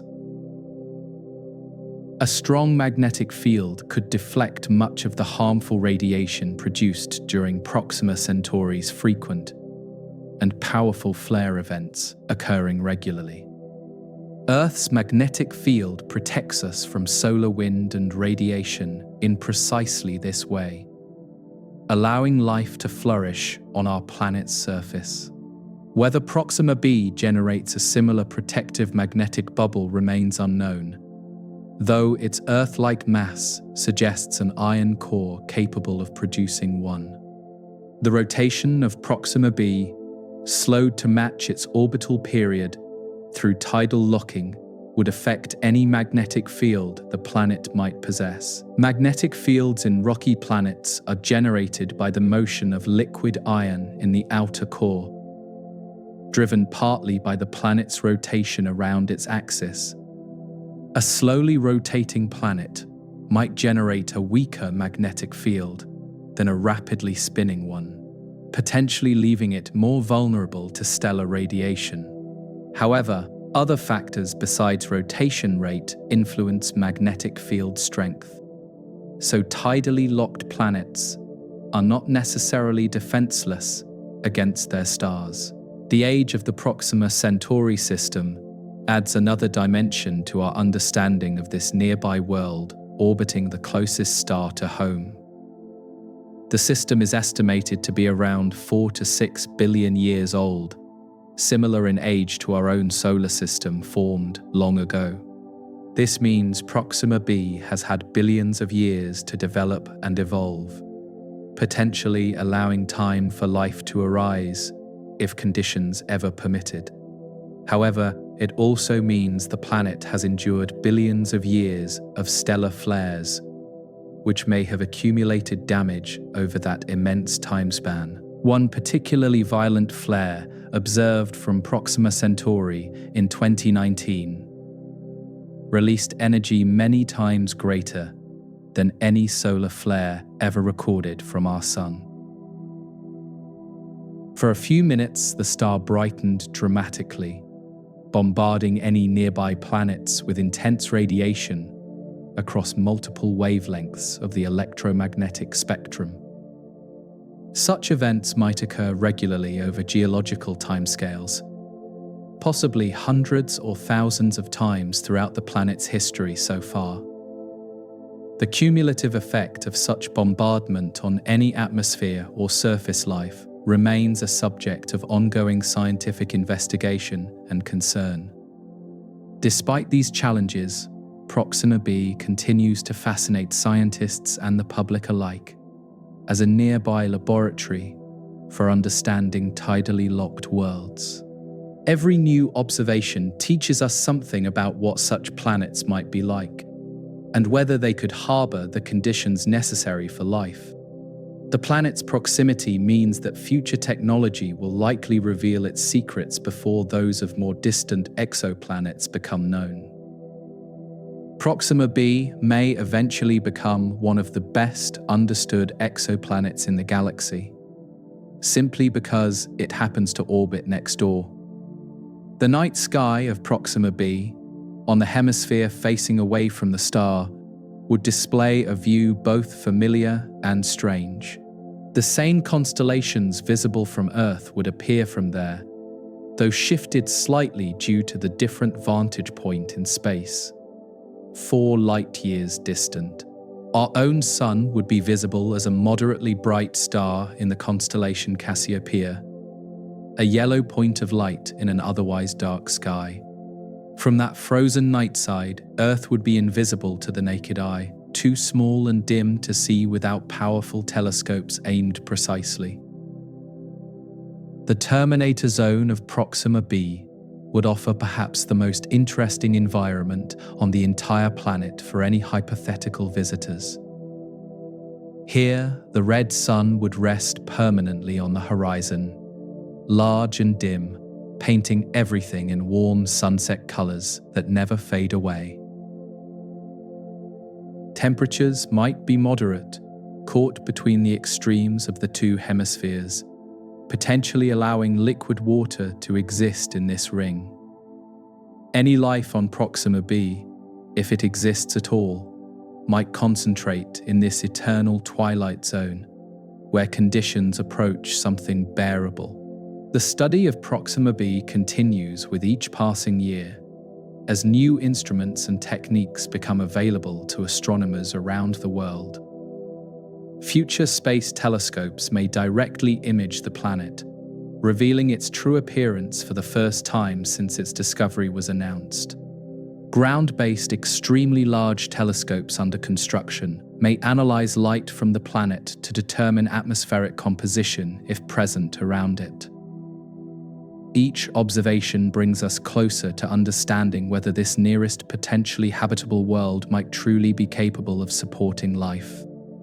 For now, Proxima B remains a world of possibilities, rather than certainties, its true nature hidden across the 4 light-years separating us. It might be a frozen, airless rock, blasted by radiation and utterly inhospitable to life, as we understand it on Earth.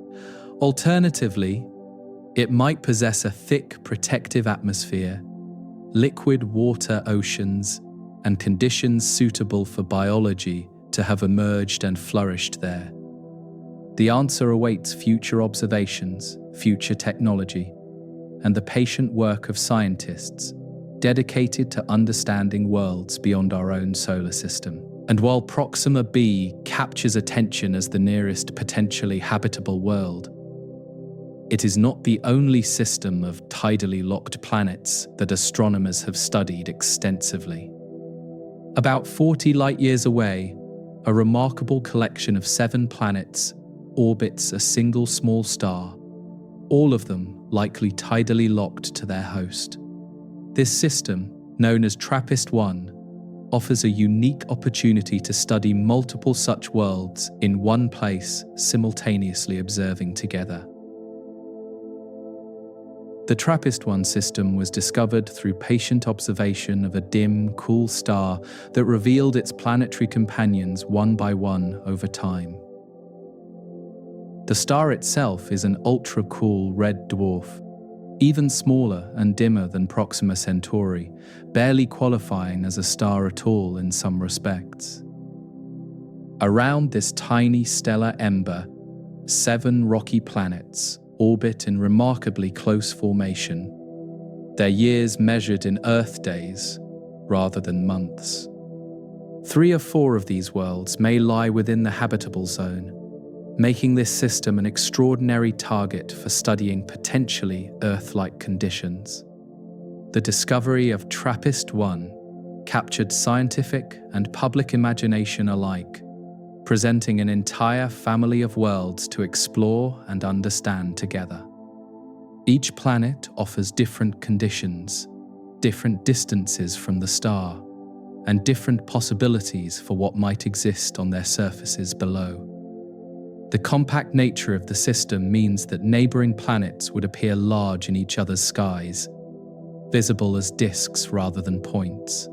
From the surface of one Trappist 1 world, the sight of others hanging in the heavens would create a view utterly unlike anything possible in our own solar system.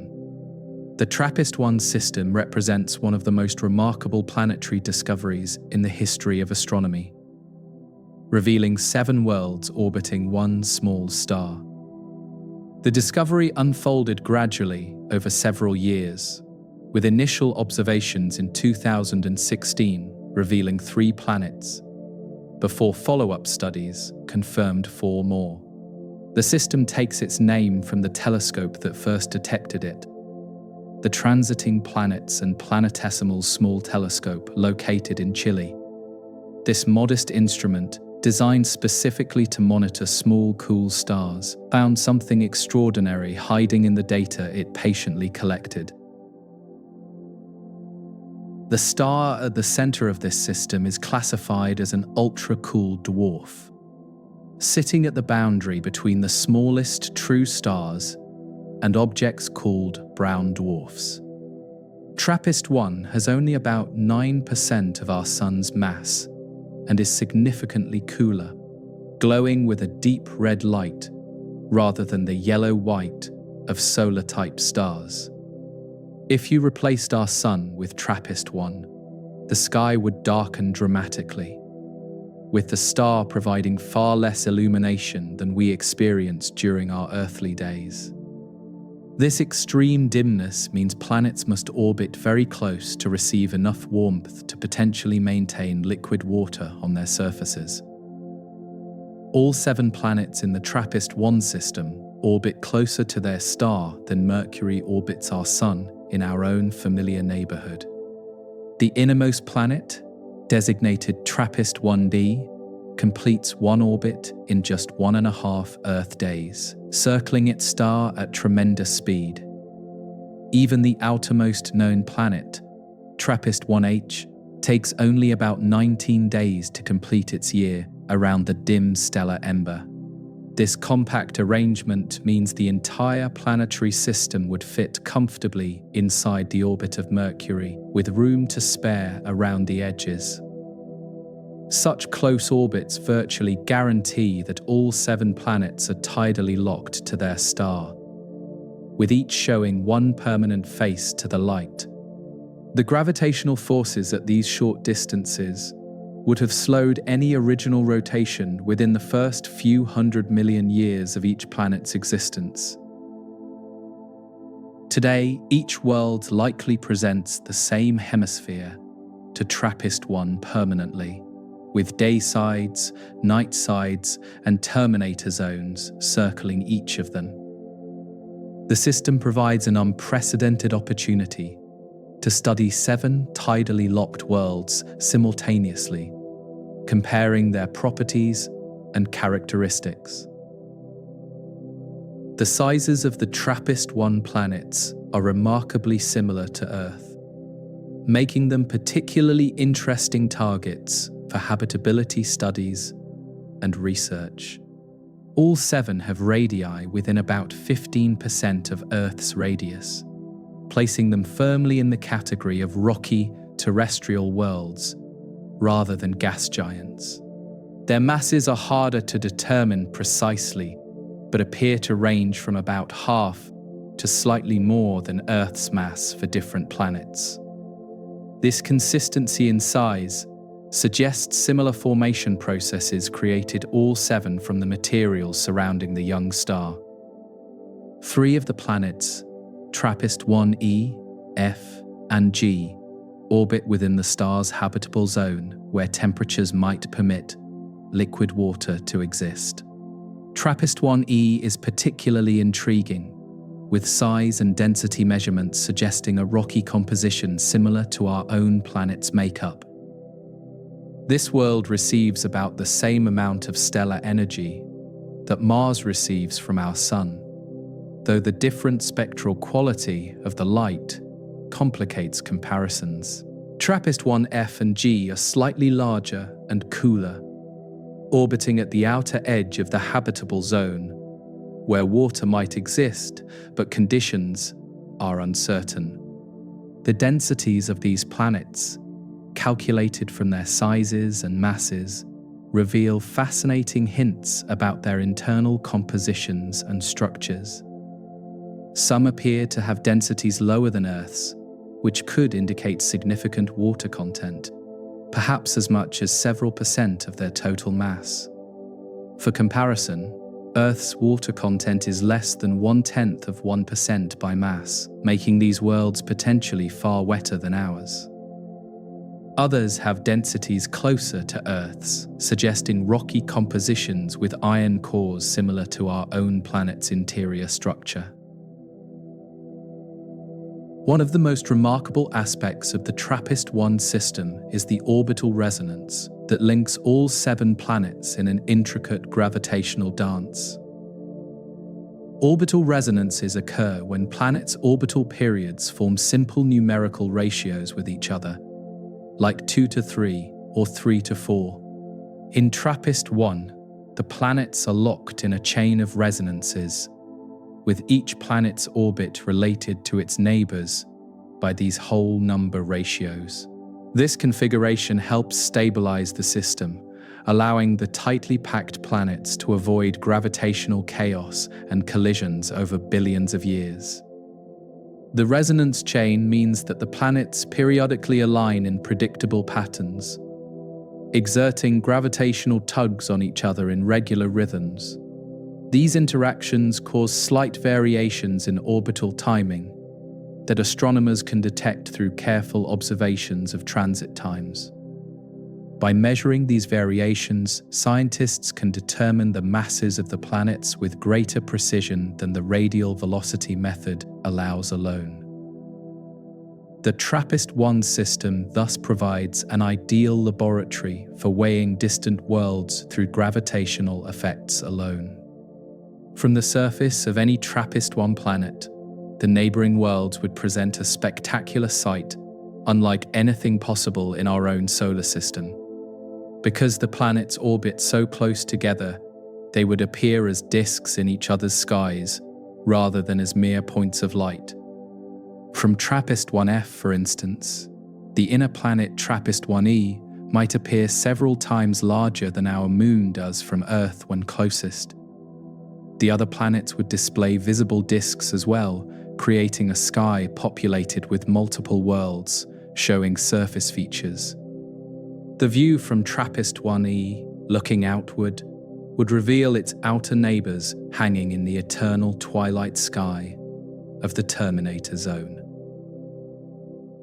TRAPPIST-1F and G would appear as small but distinctly round objects, their phases changing as they orbited at different rates around the central star. On the night side of TRAPPIST-1e, facing away from the star, these neighboring planets might provide the brightest objects in the sky.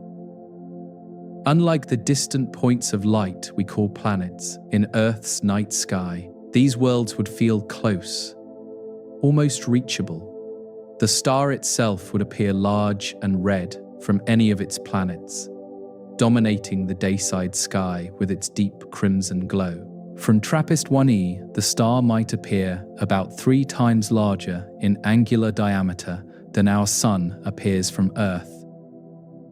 Despite its smaller size, its color would tint everything in warm reddish tones, with shadows appearing less distinct than under our yellow-white sunlight at home. The dimness would be remarkable. Even at the substellar point, illumination would resemble late twilight on Earth, rather than full daylight. Astronomers have turned the most powerful telescopes available toward TRAPPIST-1 to learn as much as possible about these nearby worlds orbiting together. The James Webb Space Telescope has observed the system multiple times, searching for signs of atmospheres around the inner planets first. Early results have been intriguing, but not yet definitive, with some observations suggesting minimal atmospheres, while others remain ambiguous about atmospheric presence. The search continues, with each observation adding small pieces to the puzzle of what these worlds are truly like. The challenge of detecting atmospheres around TRAPPIST-1 planets lies in the extreme precision required for such distant and faint measurements. When a planet transits its star, passing between the star and Earth, some starlight filters through any atmosphere that might exist. Different molecules absorb different wavelengths of light, creating a spectral fingerprint that reveals atmospheric composition to careful observers. For TRAPPIST-1 planets, these signals are extraordinarily faint, pushing current technology to its very limits of detection. The habitability of the TRAPPIST-1 planets faces similar challenges to those affecting Proxima B in the neighboring star system. Ultra-cool dwarf stars like TRAPPIST-1 are known to produce flares, though perhaps less frequently than some other red dwarfs studied. The close orbits of the planets mean that any flares would deliver concentrated radiation to their surfaces without much warning coming first. Whether protective atmospheres and magnetic fields could shield these worlds from harm remains one of the key questions awaiting answers. One advantage the TRAPPIST-1 system offers is the extraordinary longevity of its central star compared to larger and brighter stellar types. Ultra-cool dwarf stars burn their hydrogen fuel so slowly that they can remain stable for trillions of years, not merely billions like our Sun. This means the TRAPPIST-1 planets have potentially tens of billions of years of stable illumination ahead of them, far longer than Earth will enjoy.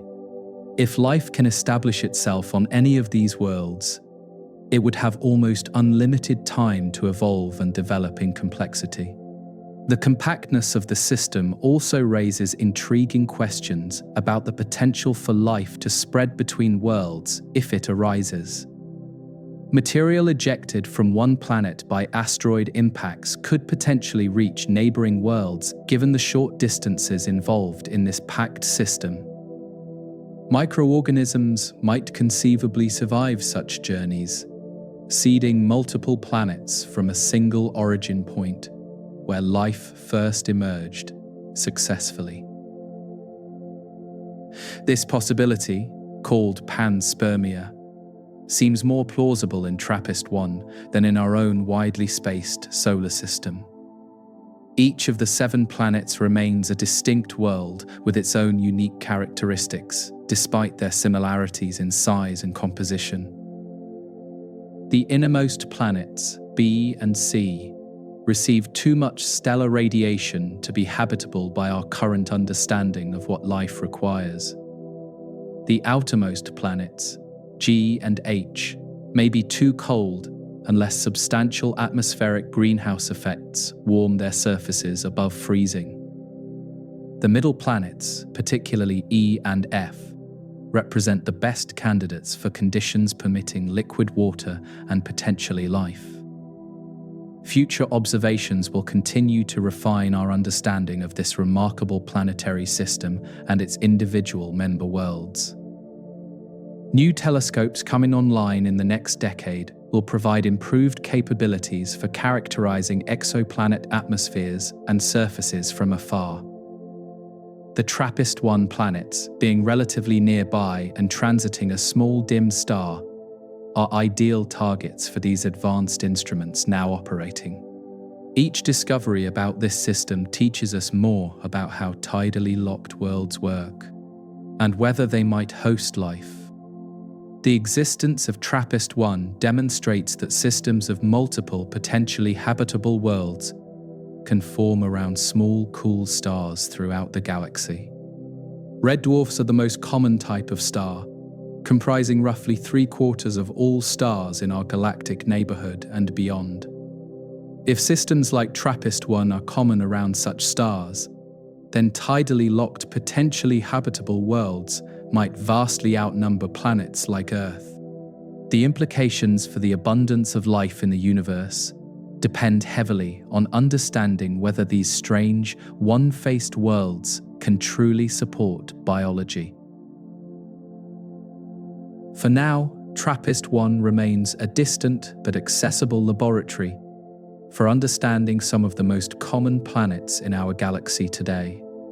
Its 7 worlds, locked in their eternal gravitational embrace with their dim red star, continue to reveal their secrets gradually over time. Each observation adds another detail to the portrait of this remarkable system, sitting just 40 light-years from our own solar home. The family of worlds continues to teach us about planets, utterly unlike our own, and yet tantalizingly similar in their potential. The search for understanding these distant worlds continues, with new observations, new instruments, and new techniques developed by scientists worldwide. From the nearest potentially habitable exoplanet of Proxima Centauri to the 7-world system of Trappist-1, tidally locked planets have emerged as priority targets. The questions about these worlds, whether they have atmospheres, whether water flows on their surfaces, whether life might exist, drive ongoing research. And as technology improves, the answers grow steadily closer to our grasp at last. The study of tidally locked worlds has progressed remarkably in recent decades, transforming from theoretical speculation into observational science with real data. Only a few generations ago, scientists debated whether planets existed around other stars at all, having never confirmed their presence directly. Today, thousands of exoplanets are known, many of them orbiting the cool red dwarf stars where tidal locking is essentially guaranteed for close-in worlds. The pace of discovery continues to accelerate as better instruments reveal ever more distant planetary systems across the galaxy. The James Webb Space Telescope represents the current pinnacle of our ability to study distant worlds from our vantage point here in the solar system. Launched in December of 2021, after decades of development and planning, this infrared observatory orbits the Sun nearly 1 million miles from Earth. Its primary mirror, composed of 18 hexagonal segments coated in gold, spans 6.5 meters across to collect faint light from distant sources. This enormous eye has already begun revealing secrets of exoplanet atmospheres that were previously impossible to detect with earlier technology. The way James Webb studies exoplanet atmospheres relies on the same transit method that first revealed many of these worlds to us.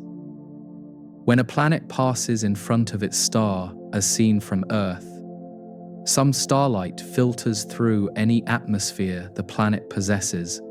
On its way here, different molecules absorb specific wavelengths of this filtered light, creating subtle dips in the observed spectrum at characteristic positions, detected carefully.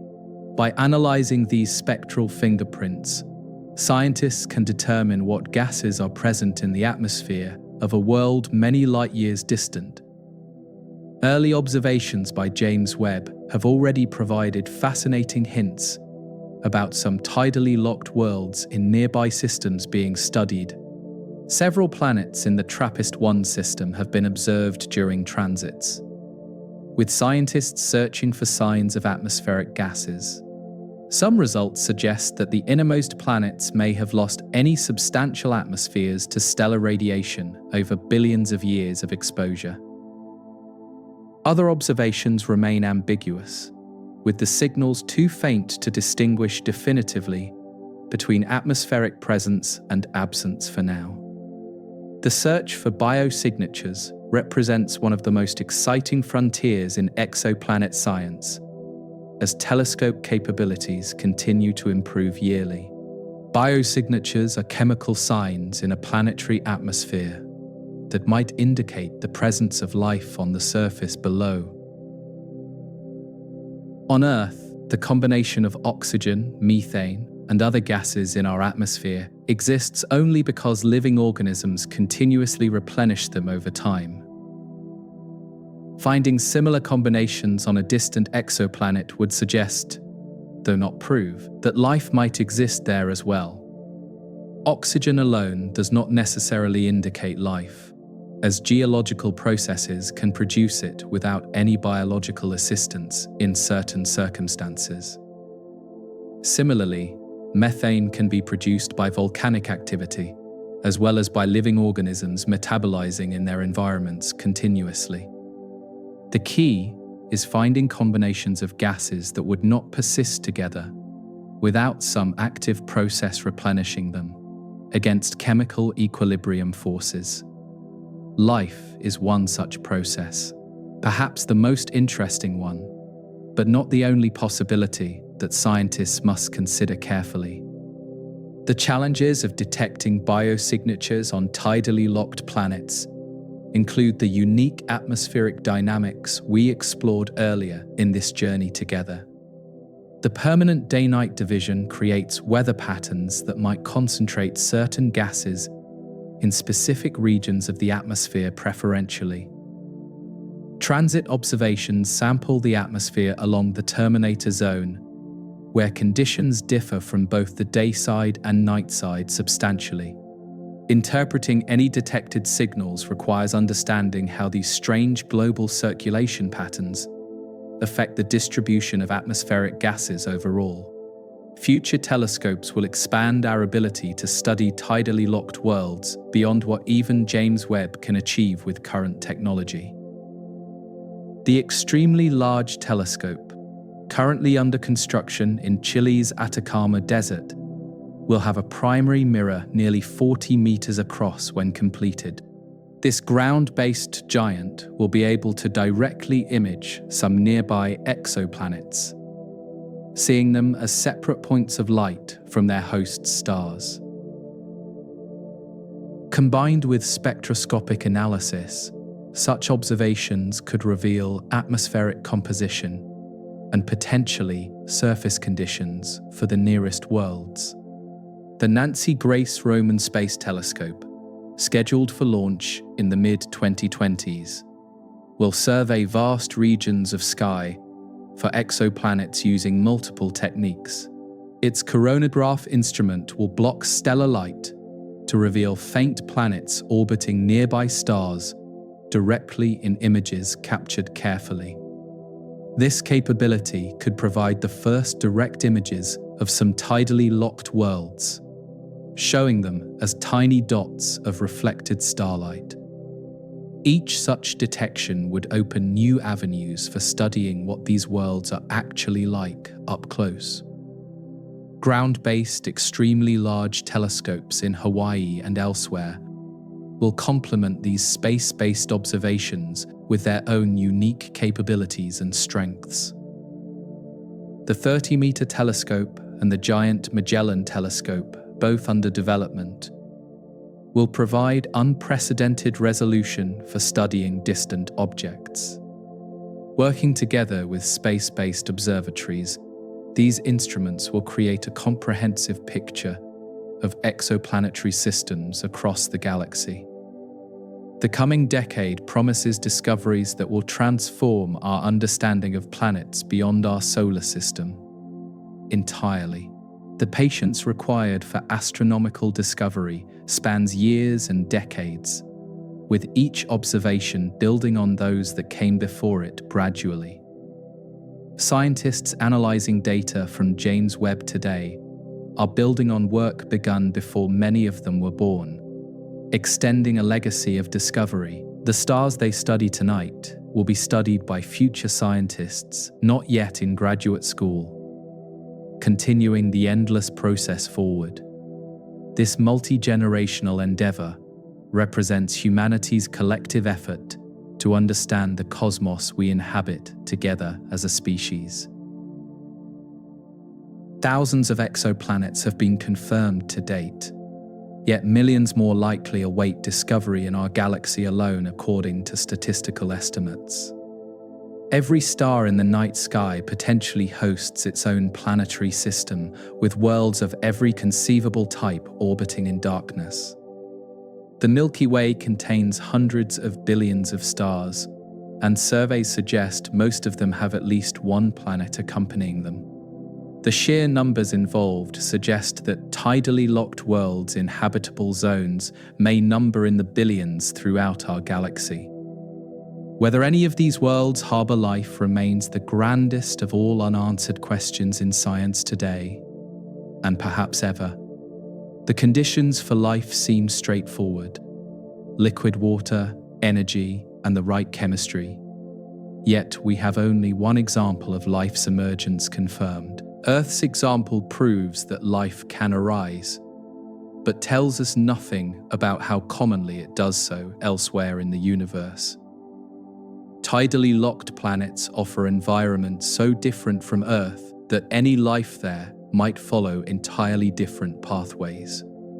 The possibility of life on a world where the sun never moves sparks the imagination with questions about what forms it might take.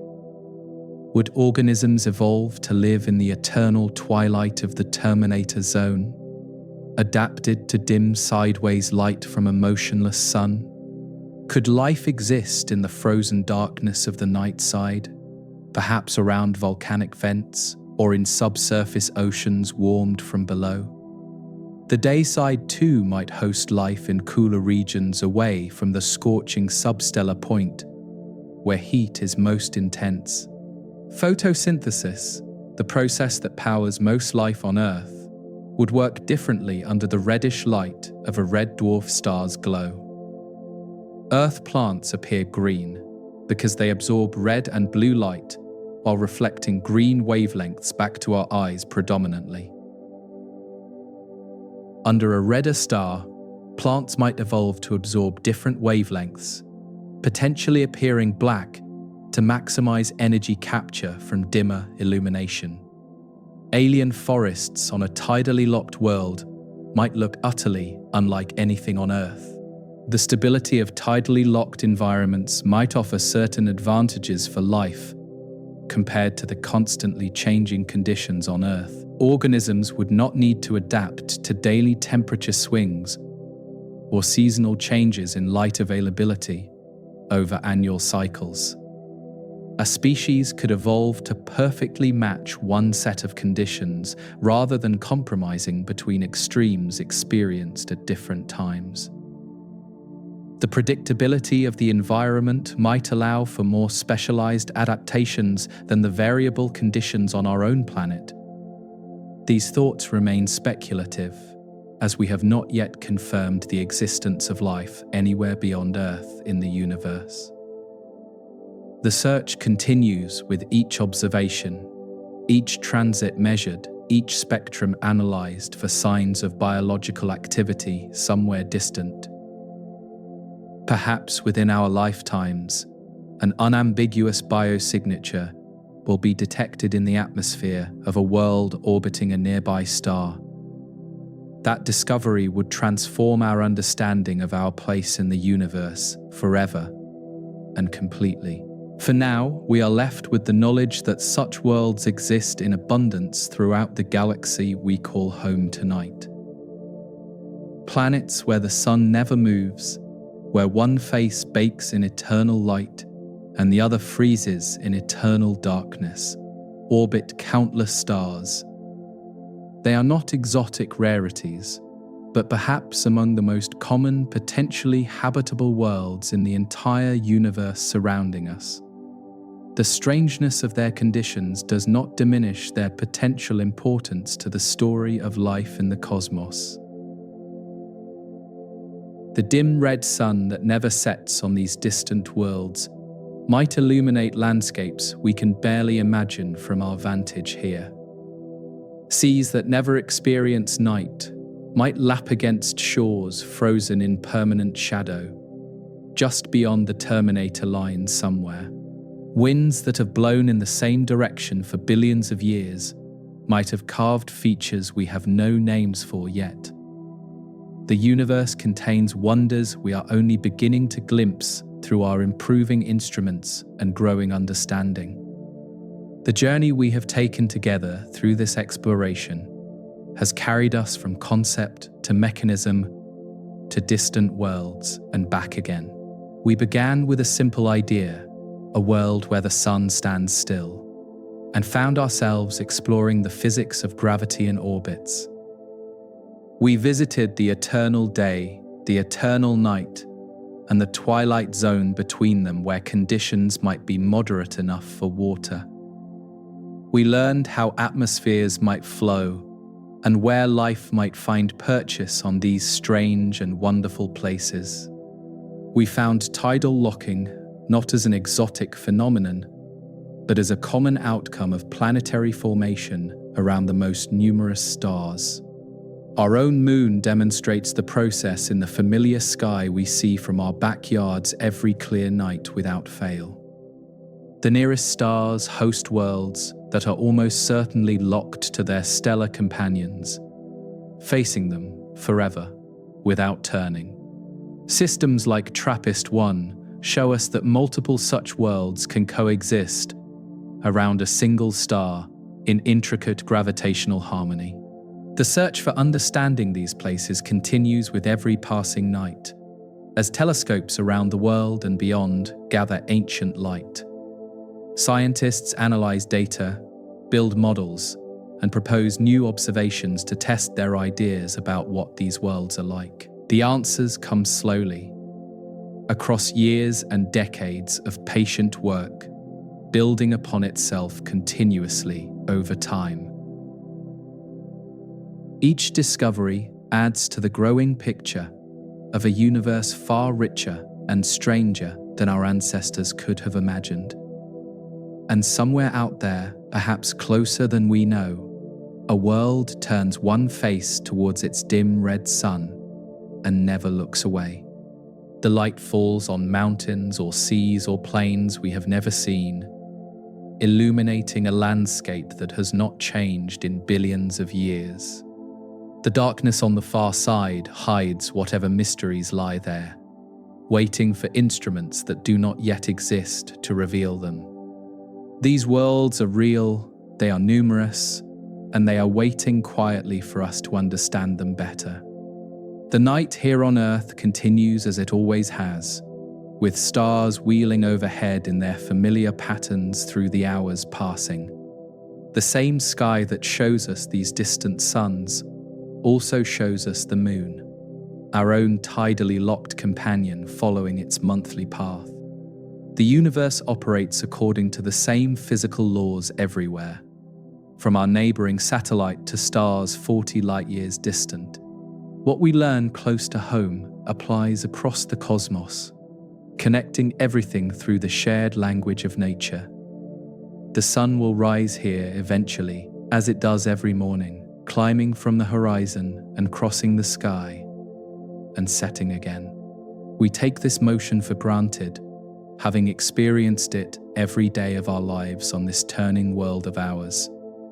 On other worlds around other stars, no such motion occurs, and the concept of sunrise has no meaning whatsoever for anyone.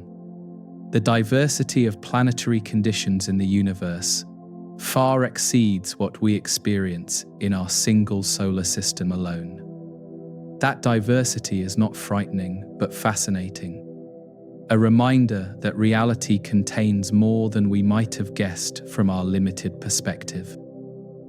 Every strange world discovered expands our understanding of what is possible under the laws of physics operating universally.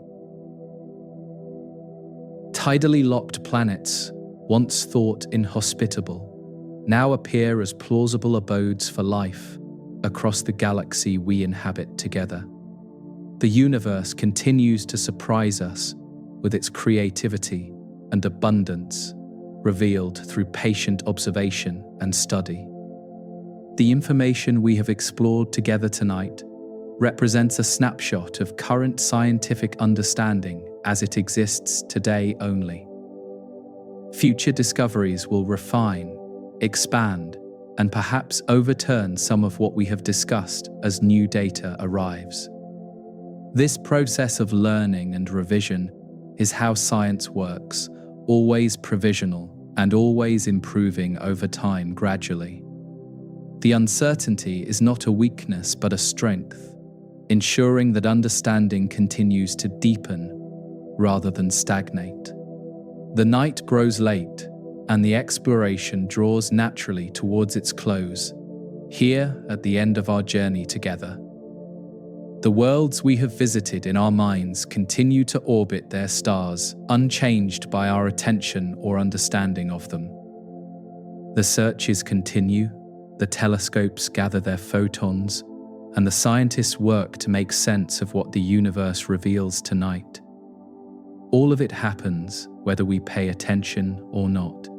The cosmos operating according to its ancient patterns without need for observation. What remains after this journey is a sense of the universe as a place of quiet wonders, existing beyond the reach of our daily concerns. Stars that will burn for trillions of years, planets locked forever facing their suns, and the possibility of life in conditions utterly unlike our own. These thoughts require nothing from us, except perhaps a moment of appreciation for the strangeness and beauty of what exists out there. The cosmos asks nothing and offers everything to those who take the time to learn about it peacefully. The sun that never moves above some distant world continues its motionless vigil, as it has for billions of years already past. The frozen nightside remains dark and cold. The heated dayside remains bright and warm, and the terminator zone glows in eternal twilight. These conditions persist whether anyone observes them or not, whether life exists there or the surfaces remain barren forever. The reality of these worlds is independent of our knowledge, simply existing as part of what the universe contains naturally. And with that thought, this exploration finds its natural resting place at the end of a long journey through ideas and distant worlds. The stars remain in the sky, the planets continue their orbits, and the search for understanding goes on with each passing night, quietly. What we have learned tonight becomes part of our understanding, settled gently into memory alongside everything else we know. The universe continues, vast and patient, holding more wonders than any lifetime could explore completely.